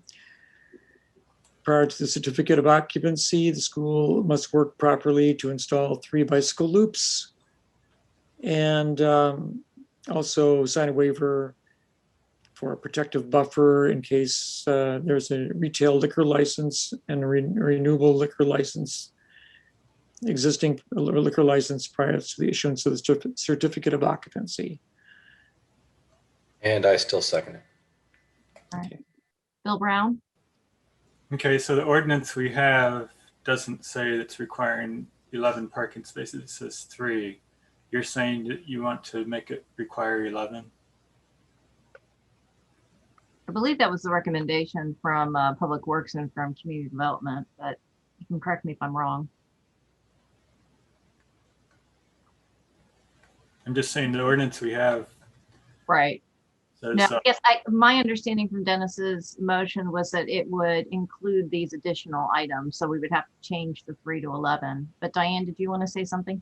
I just wanted to point out that these 6 conditions are included in the ordinance, and the one related to the parking, it specifies 3 parking spaces, and then the language is if upon operation, it's determined by the city engineer that the school's pickup drop-off plan creates safety or traffic issues, the zoning administrator may require the school to secure up to 12 additional parking spaces. So that gives them the flexibility to modify the parking if they need, but the conditions itself are in the ordinance before you.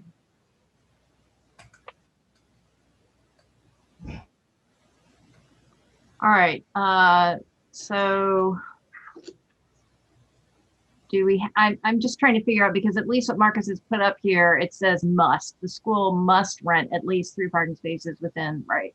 So it's this underlined part that is included. So I was just trying to figure out. So what I'm hearing is already in there. This is the version that's in the ordinance.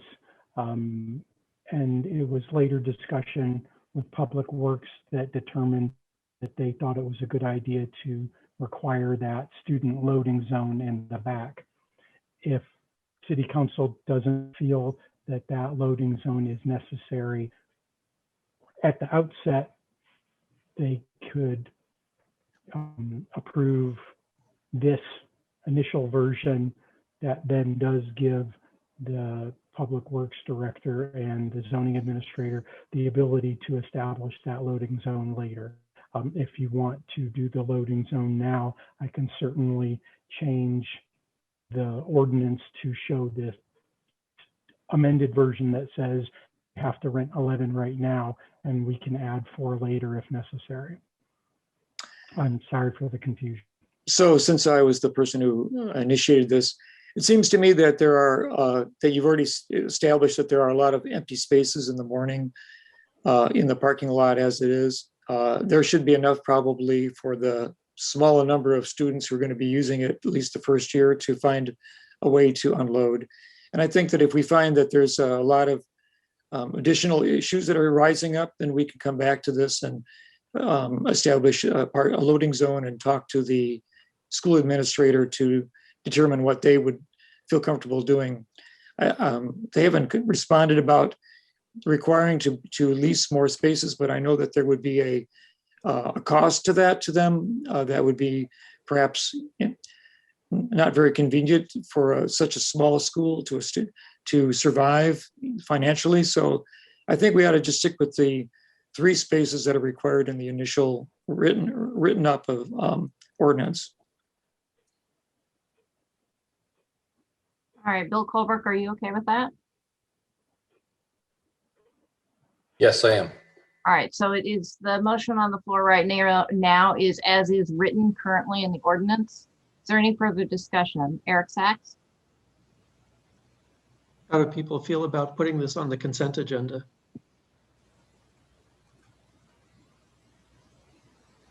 I'd prefer not to. I'd like to study it a little bit more. All right. Are you ready for a vote? All right, will the clerk please call the roll?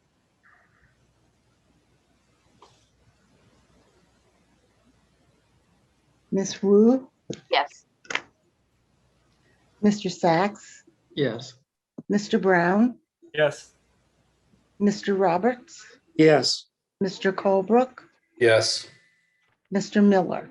Yes.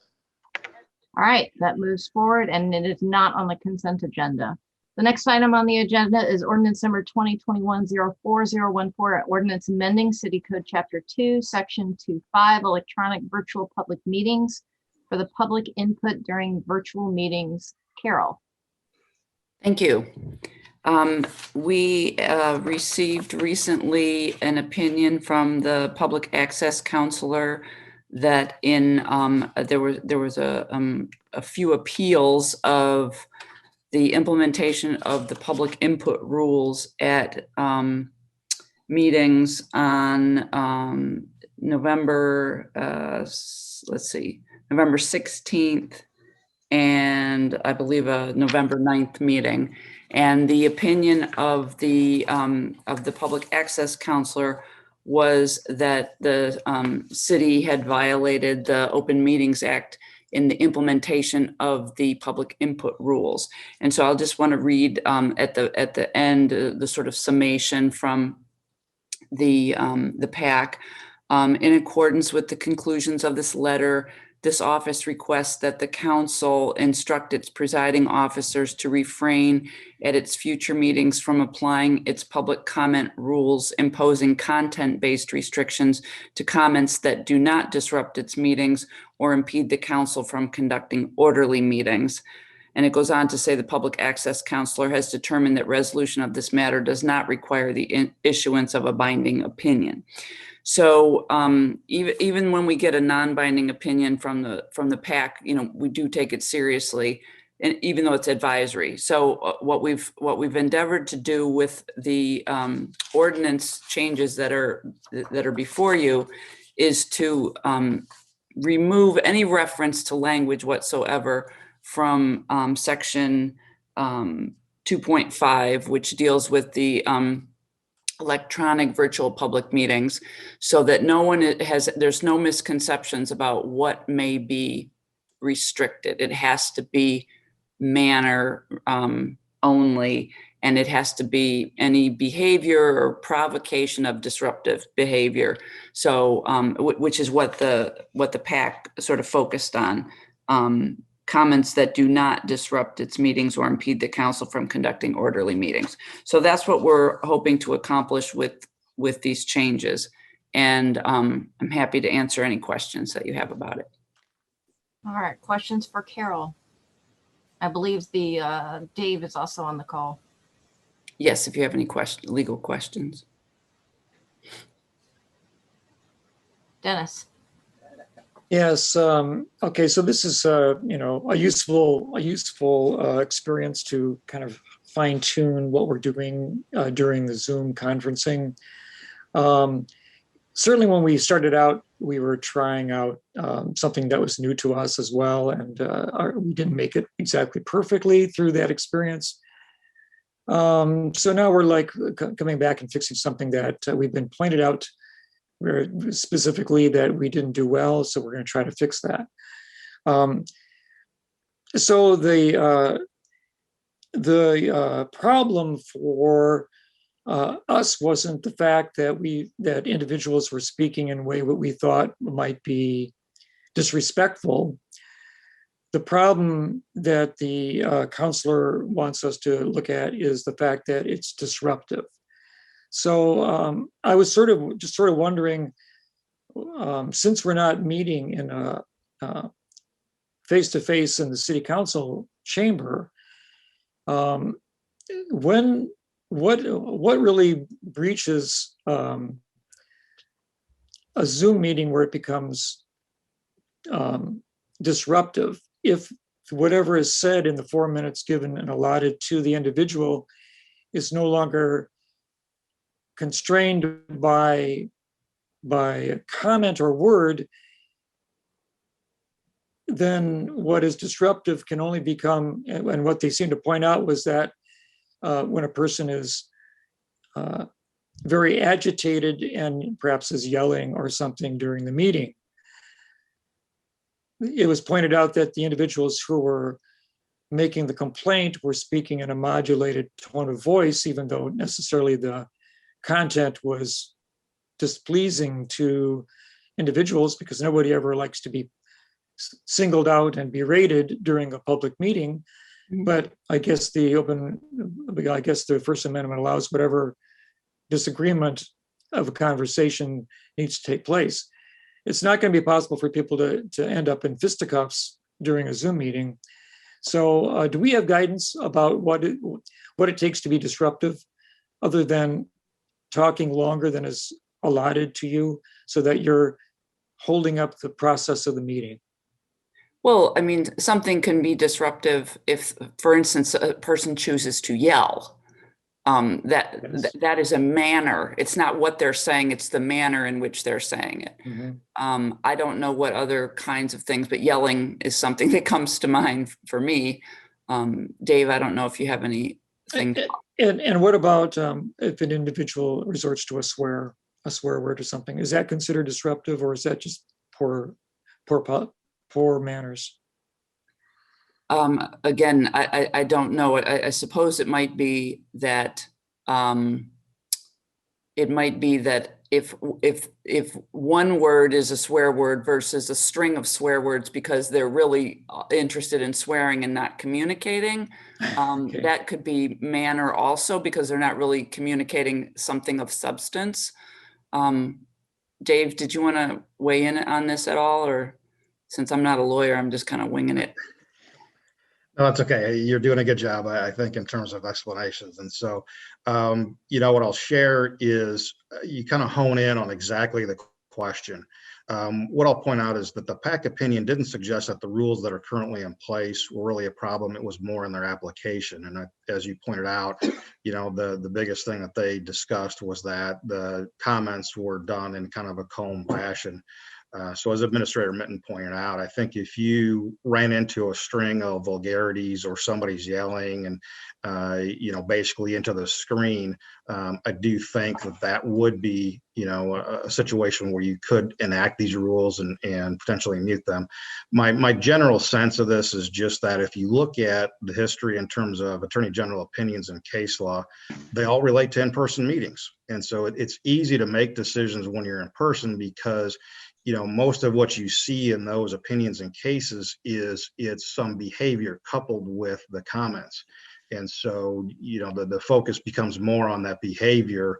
They may mention the nature of the comments because it goes into the idea of how agitated the person may be.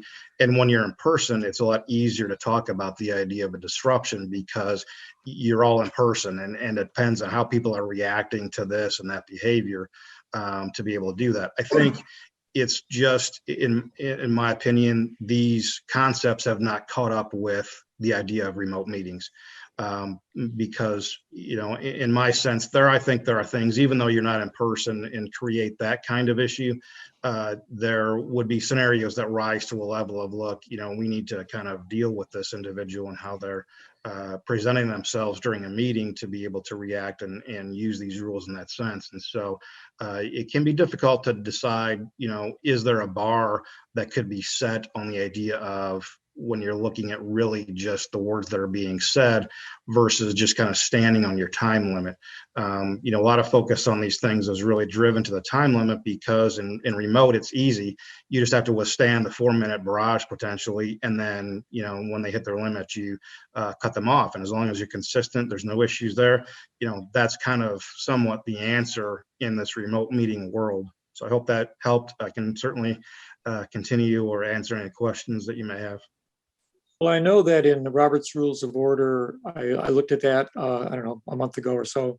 And there is a procedure that if an individual is shouting and libeling, I think even a member of the board that they're addressing, that the if they have a sergeant at arms at a meeting, that person is escorted out. But I think they have to be called out first and then they're removed from the room. So there is a process even, in open meetings of removing people from a procedure with their being disruptive.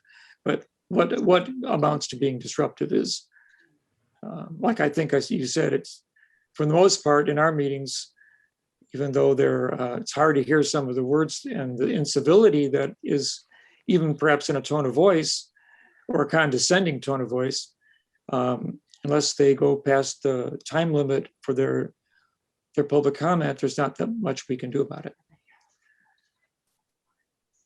Those are my thoughts. All right, other questions? I did have one question for Dave. So I'm thinking, as you said, that we haven't caught up with the virtual meeting world. And of course, one of the things that happens in the virtual meetings is that there are bugs that are found in different applications and so forth. And so given the updates of these rules, if there is some kind of nudity that is shown, which would mean that they would have the ability to show their camera, are you able to basically kick them out or tell them to turn their camera off? Do our rules allow for that? I think what you could do is think in terms of the language that's used in terms of behavior and conduct, where it talks about disorderly conduct. Now, I will say, obviously, as I've participated in these meetings, is that I've never seen a commenter's video on. It's really just them speaking. And so I don't know if that really is something that the council has done in the past or even would allow for, because if the answer is no, where you're never going to see a video, I suppose the question may be moot, but what I would suggest is if for some reason that were the case, the concept of disorderly conduct is fairly broad in a sense, as far as what could be covered. And I always think about this in terms of how a police officer would issue a citation for disorderly conduct. And it is basically the alarming, disturbing kind of concept. And so, you know, it's that scenario, I think, would fall into that category. And so I think your rules could account for that concept if that were to occur. Okay, thank you. Any other questions for Carol or Dave? All right. Can I have a motion?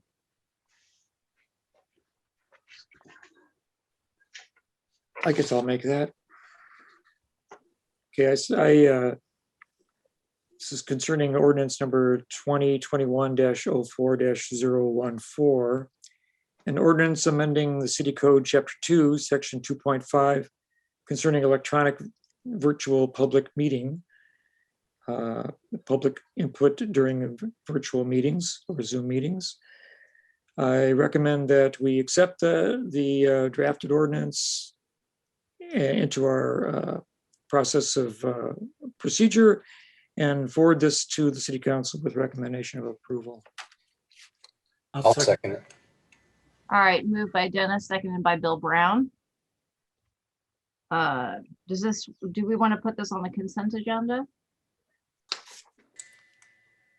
I didn't recommend it. It's a touchy process. It's a sort of a touchy topic. I think we should. We can keep it on the regular agenda. Yeah, just, you know, I think we support it, but let's just not make it a rubber stamp experience. All right, Jared? I mean, I'm glad to see that this change is coming. You know, we had a lot of discussion about this when it initially came up, and I was the sole person who told all of you all that we couldn't do this, and it wasn't gonna fly, and nobody listened to me. It took a PAC opinion to what a lot of people were saying. I mean, I guess I wasn't the only person. We were getting a ton of public input about people who felt the same way, and I don't know. It just, I'm interested to hear from, except for Eric, because Eric wasn't on council, so he couldn't have voted for it. From the rest of you guys, now that you've seen this, like, how you feel about the fact that we did this in the first place. Like, what convinced you guys the first go arounds that this was gonna fly? That's what I'm curious. Everybody's read the PAC opinion. I think it spells it out pretty well. I thought I made a lot of the same arguments when we were discussing it. I'm just curious if anybody has your guys' thoughts on why. I don't know. Sure, I'll do it. So I think that we were learning about public input, and of course we had the Elia Lewis case before us, and so there was a lot of anger expressed in the public comment, anger and frustration, and so that borders on antagonism or incivility, and I think we were trying to understand exactly where we stood in receiving that kind of public input. And you know, people were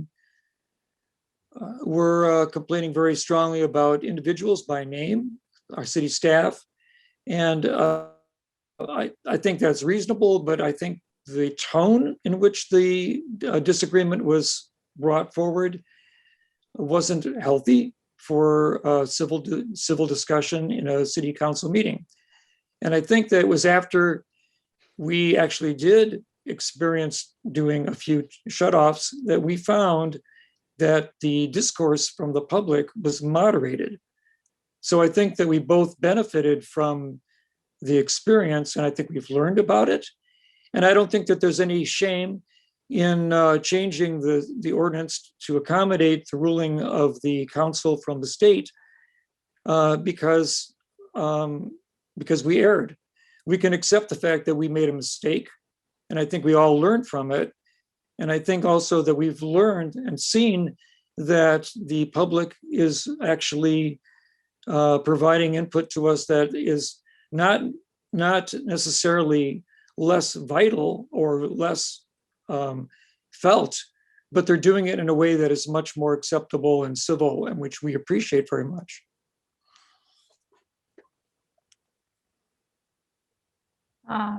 Anybody else want to speak?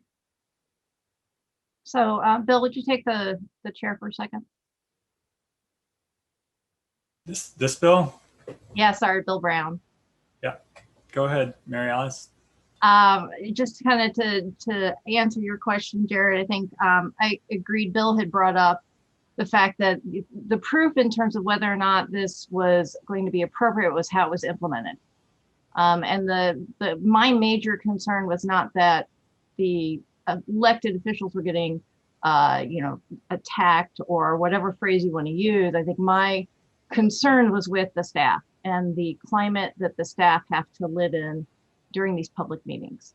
And so, I had thought a lot about this in terms of when I was committee chair, as I am today, in terms of what I would ask public participants to do. And my personal take on this was I was going to ask public participants if they have a concern to direct it towards the department that they are facing issues with.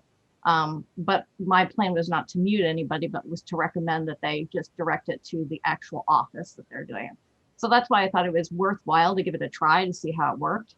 I did notice throughout the months that this has been in place that I don't think anybody was muted after November. And yet we still received very harsh criticisms. There were still people who were called out that were elected officials with very harsh criticisms, and they weren't muted. So that, from my perspective, that's how I was going to approach it, and that's why I originally voted for it. All right, I will take I'll relinquish the chair back. Thank you, Bill. There's no further discussion. Jared, did you want to say something? Sure. I just Diane, you don't have anything to say about this? You were the one who led this whole charge about doing this. Diane is muted. I figured as much.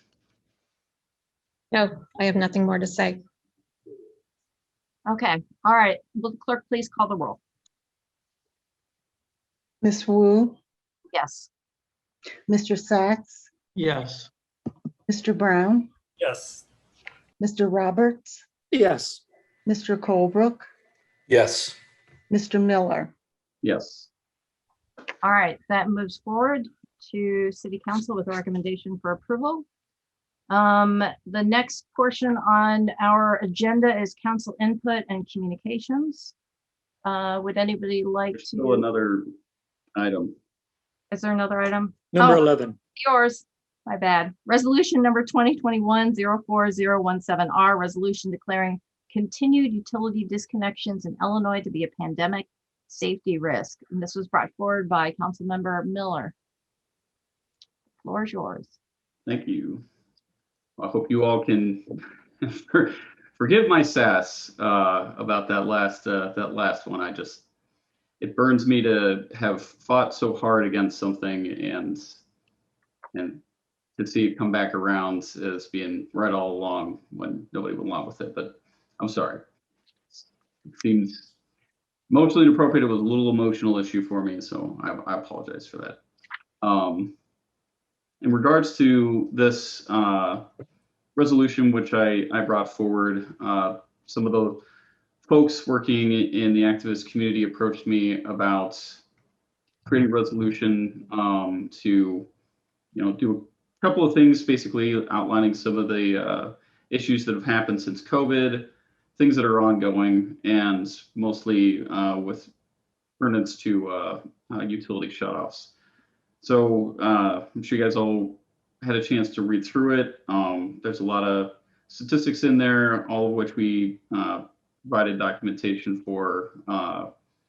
There's a lot of stats and a lot of numbers in there, which they all did a lot of wonderful work to compile.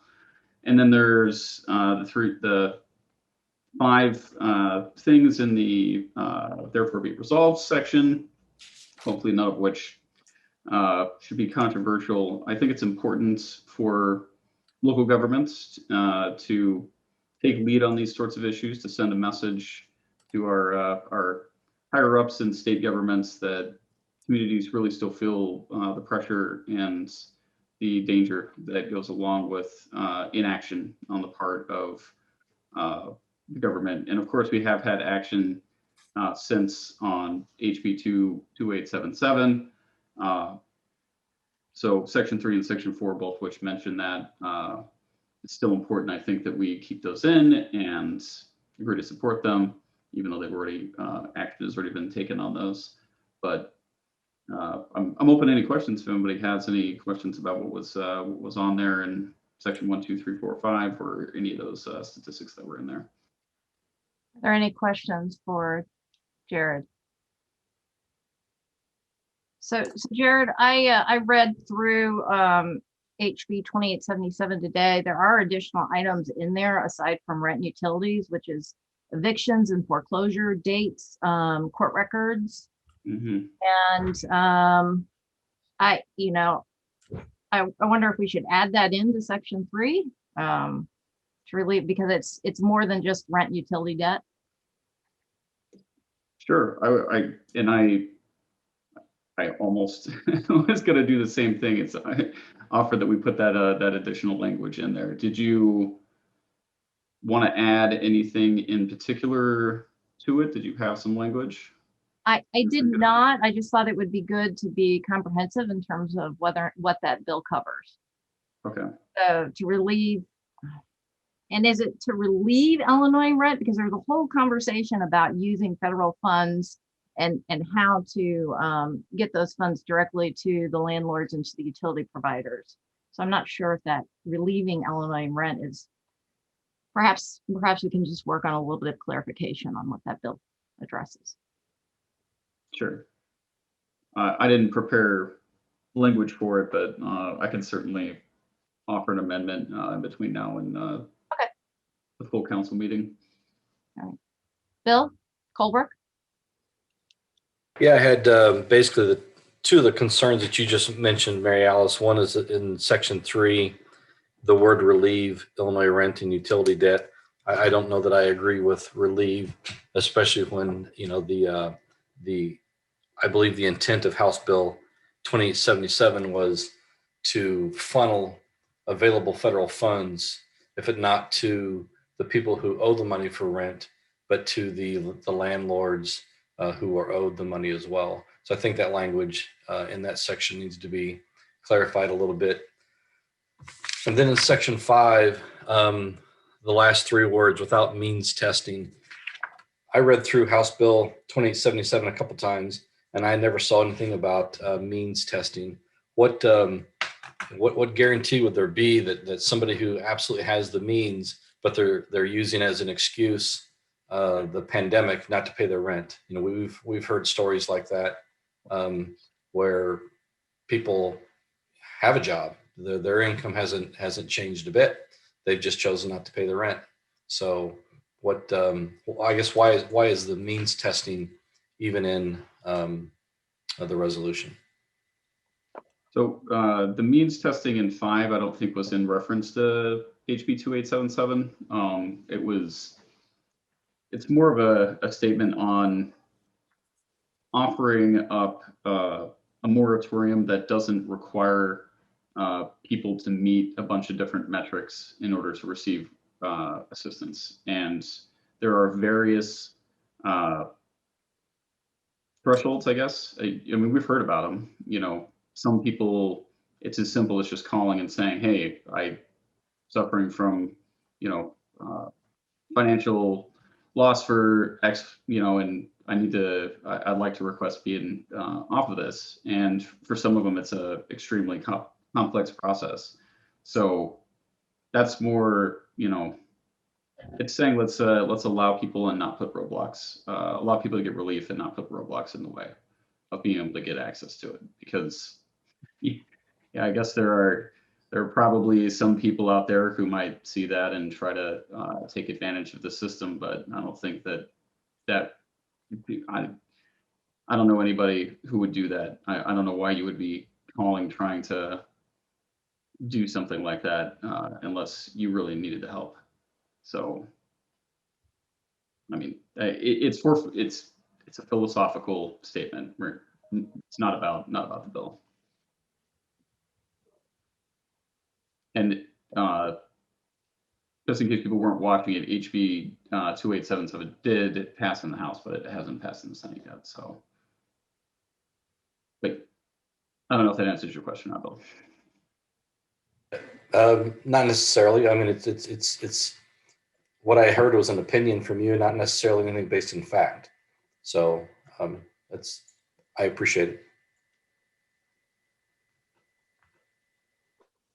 Jared, I guess my only other question is that if this section 5, City of Urbana calls on Illinois government to enact a mandatory moratorium on utility disconnections without means testing, is the purpose of that statement during the pandemic?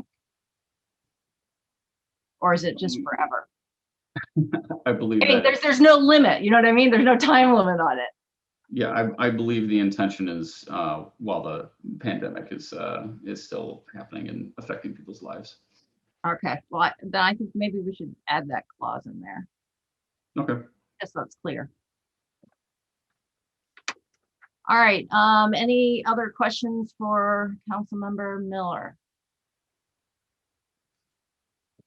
Okay, I will entertain a motion.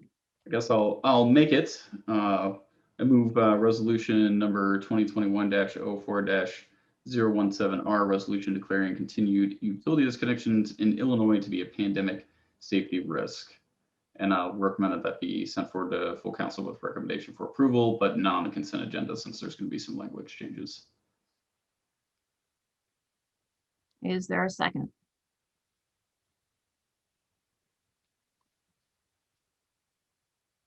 Well, we don't have very much courage here. I think I'll make the statement that I'll support it. I do have a question. I mean, I'm not quite sure if it's necessary to do this comment, which Bill Colebrook mentioned about the last 3 words of the ordinance without means testing. I think we ought to look into that, maybe slightly some more, but I'm willing to, I know we're going to make some edits before we pass this. There'll probably be some amendments, so I'll second it as it is presented. Moved by Jared and seconded by Dennis. Discussion. And Dennis, I can offer more information about that before we vote on it again next week. Great, because a couple of us were wondering exactly what that entails. Thank you. Not a problem. Bill Brown. Yeah, I don't think there's any controversy about supporting HB 2877. I don't even know if there's any. I mean, it seems like it has a lot of support in the House and Senate, and all the witness slips. Witness slips were for 99%. I think the question is that Section 5, what it actually means, and a mandatory moratorium on disconnections. That mean that I suppose you should say disconnections for failure to pay or something, because there's other types of disconnections that have to occur regularly. But maybe that's getting too picky. But yeah, I question the means testing, but I think if there was some way to determine a metric that we probably don't have to come up with, but public health or somebody will come up with a metric when the pandemic's over or when the emergency is over, I could support that. Any other discussion items? Bill Colebrook. Yeah, I just want to say, hey, Jared, I mean, I support the philosophy. I support the effort. I support the foundation. I just think the wording needs to be tightened up. Okay. Doesn't look like we have any other comments this evening. So will the clerk please call the roll? Ms. Wu? Yes. Mr. Sachs? Yes. Mr. Brown? Yes. Mr. Roberts? Yep. Mr. Colebrook? Yes. Mr. Miller? Yes. All right, that moves forward. Next item on the agenda is council input and communications. Does anybody have anything they would like to do tonight, to say tonight? Jared.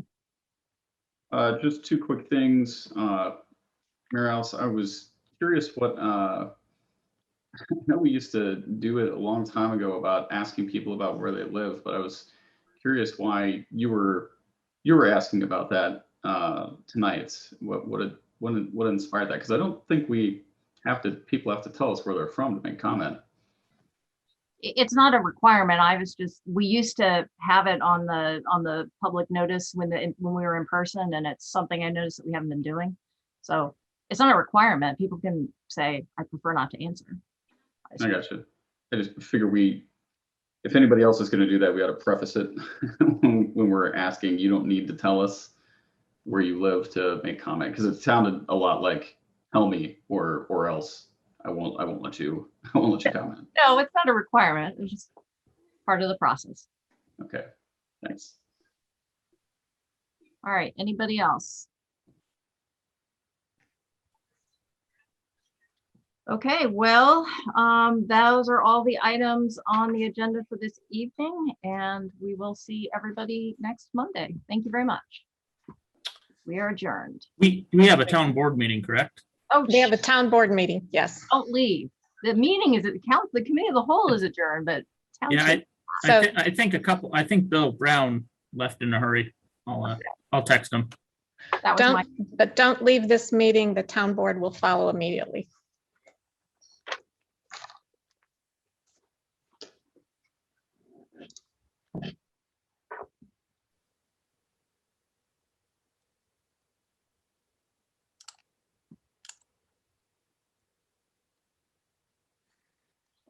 Okay, I think Jason was going to track down Bill Brown, but we'll go ahead and get started. I'll go ahead and call to order this special meeting of the Cunningham Town Board.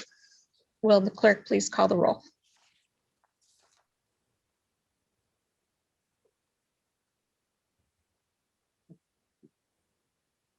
Ms. Wu, Yes, here.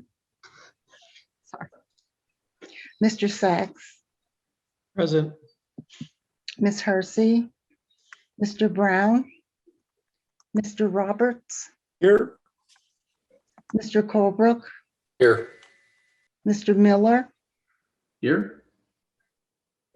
Mayor Marlin, Here. Ms. Shanawik, Mr. Williams, I'm present. thank you. Okay, we have a quorum. Next item is public participation. Does anyone want to address the Cunningham Town Board? Please raise your hand.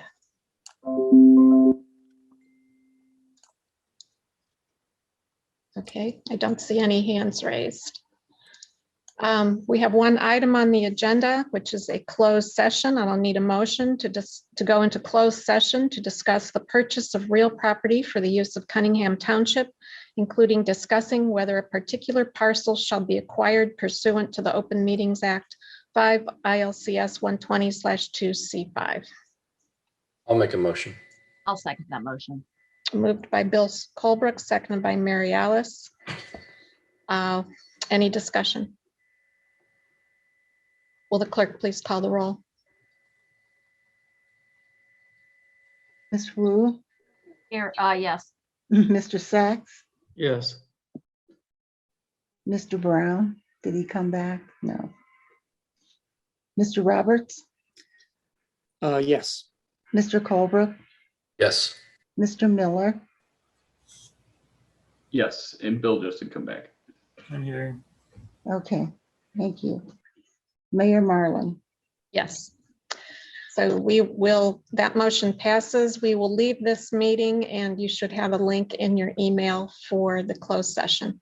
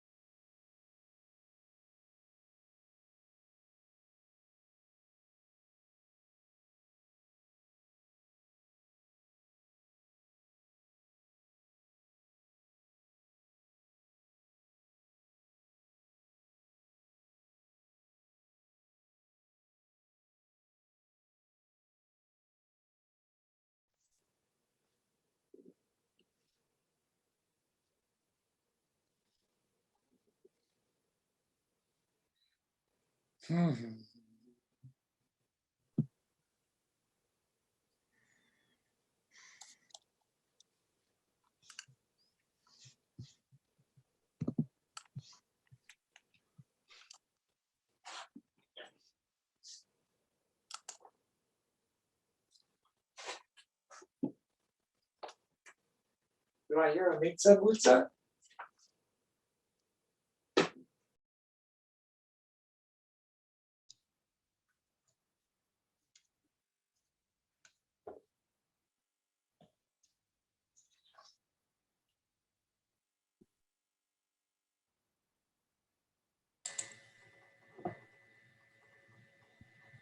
Okay, we'll need a motion to come back into open session. So moved. Seconded. That moved by Jared.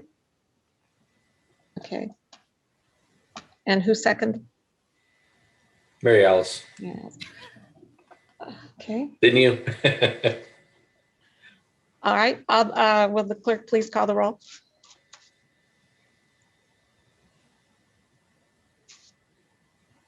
Ms. Wu, Yes. Mr. Sachs, Yes. Mr. Brown, Yes. Mr. Roberts, Mr. Colebrook, Yes. Mr. Miller. Yes. And I'm back too. I say yes. Okay, thank you. That motion passes. So the item on the agenda is Resolution 2021-04-004R, which is a resolution authorizing the supervisor to sign a memorandum of understanding regarding property acquisition for township purposes. Is there a motion? I'll make that motion. I'll second. Moved by Dennis, seconded by Jared. Any discussion?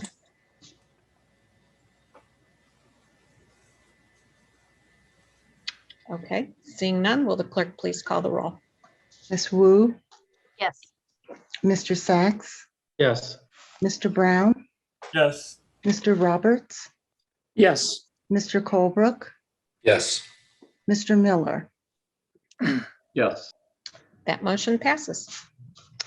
And with no further business before this special meeting, we are adjourned. Thank you. Good night, everybody. Have a Okay. good evening. Good for you.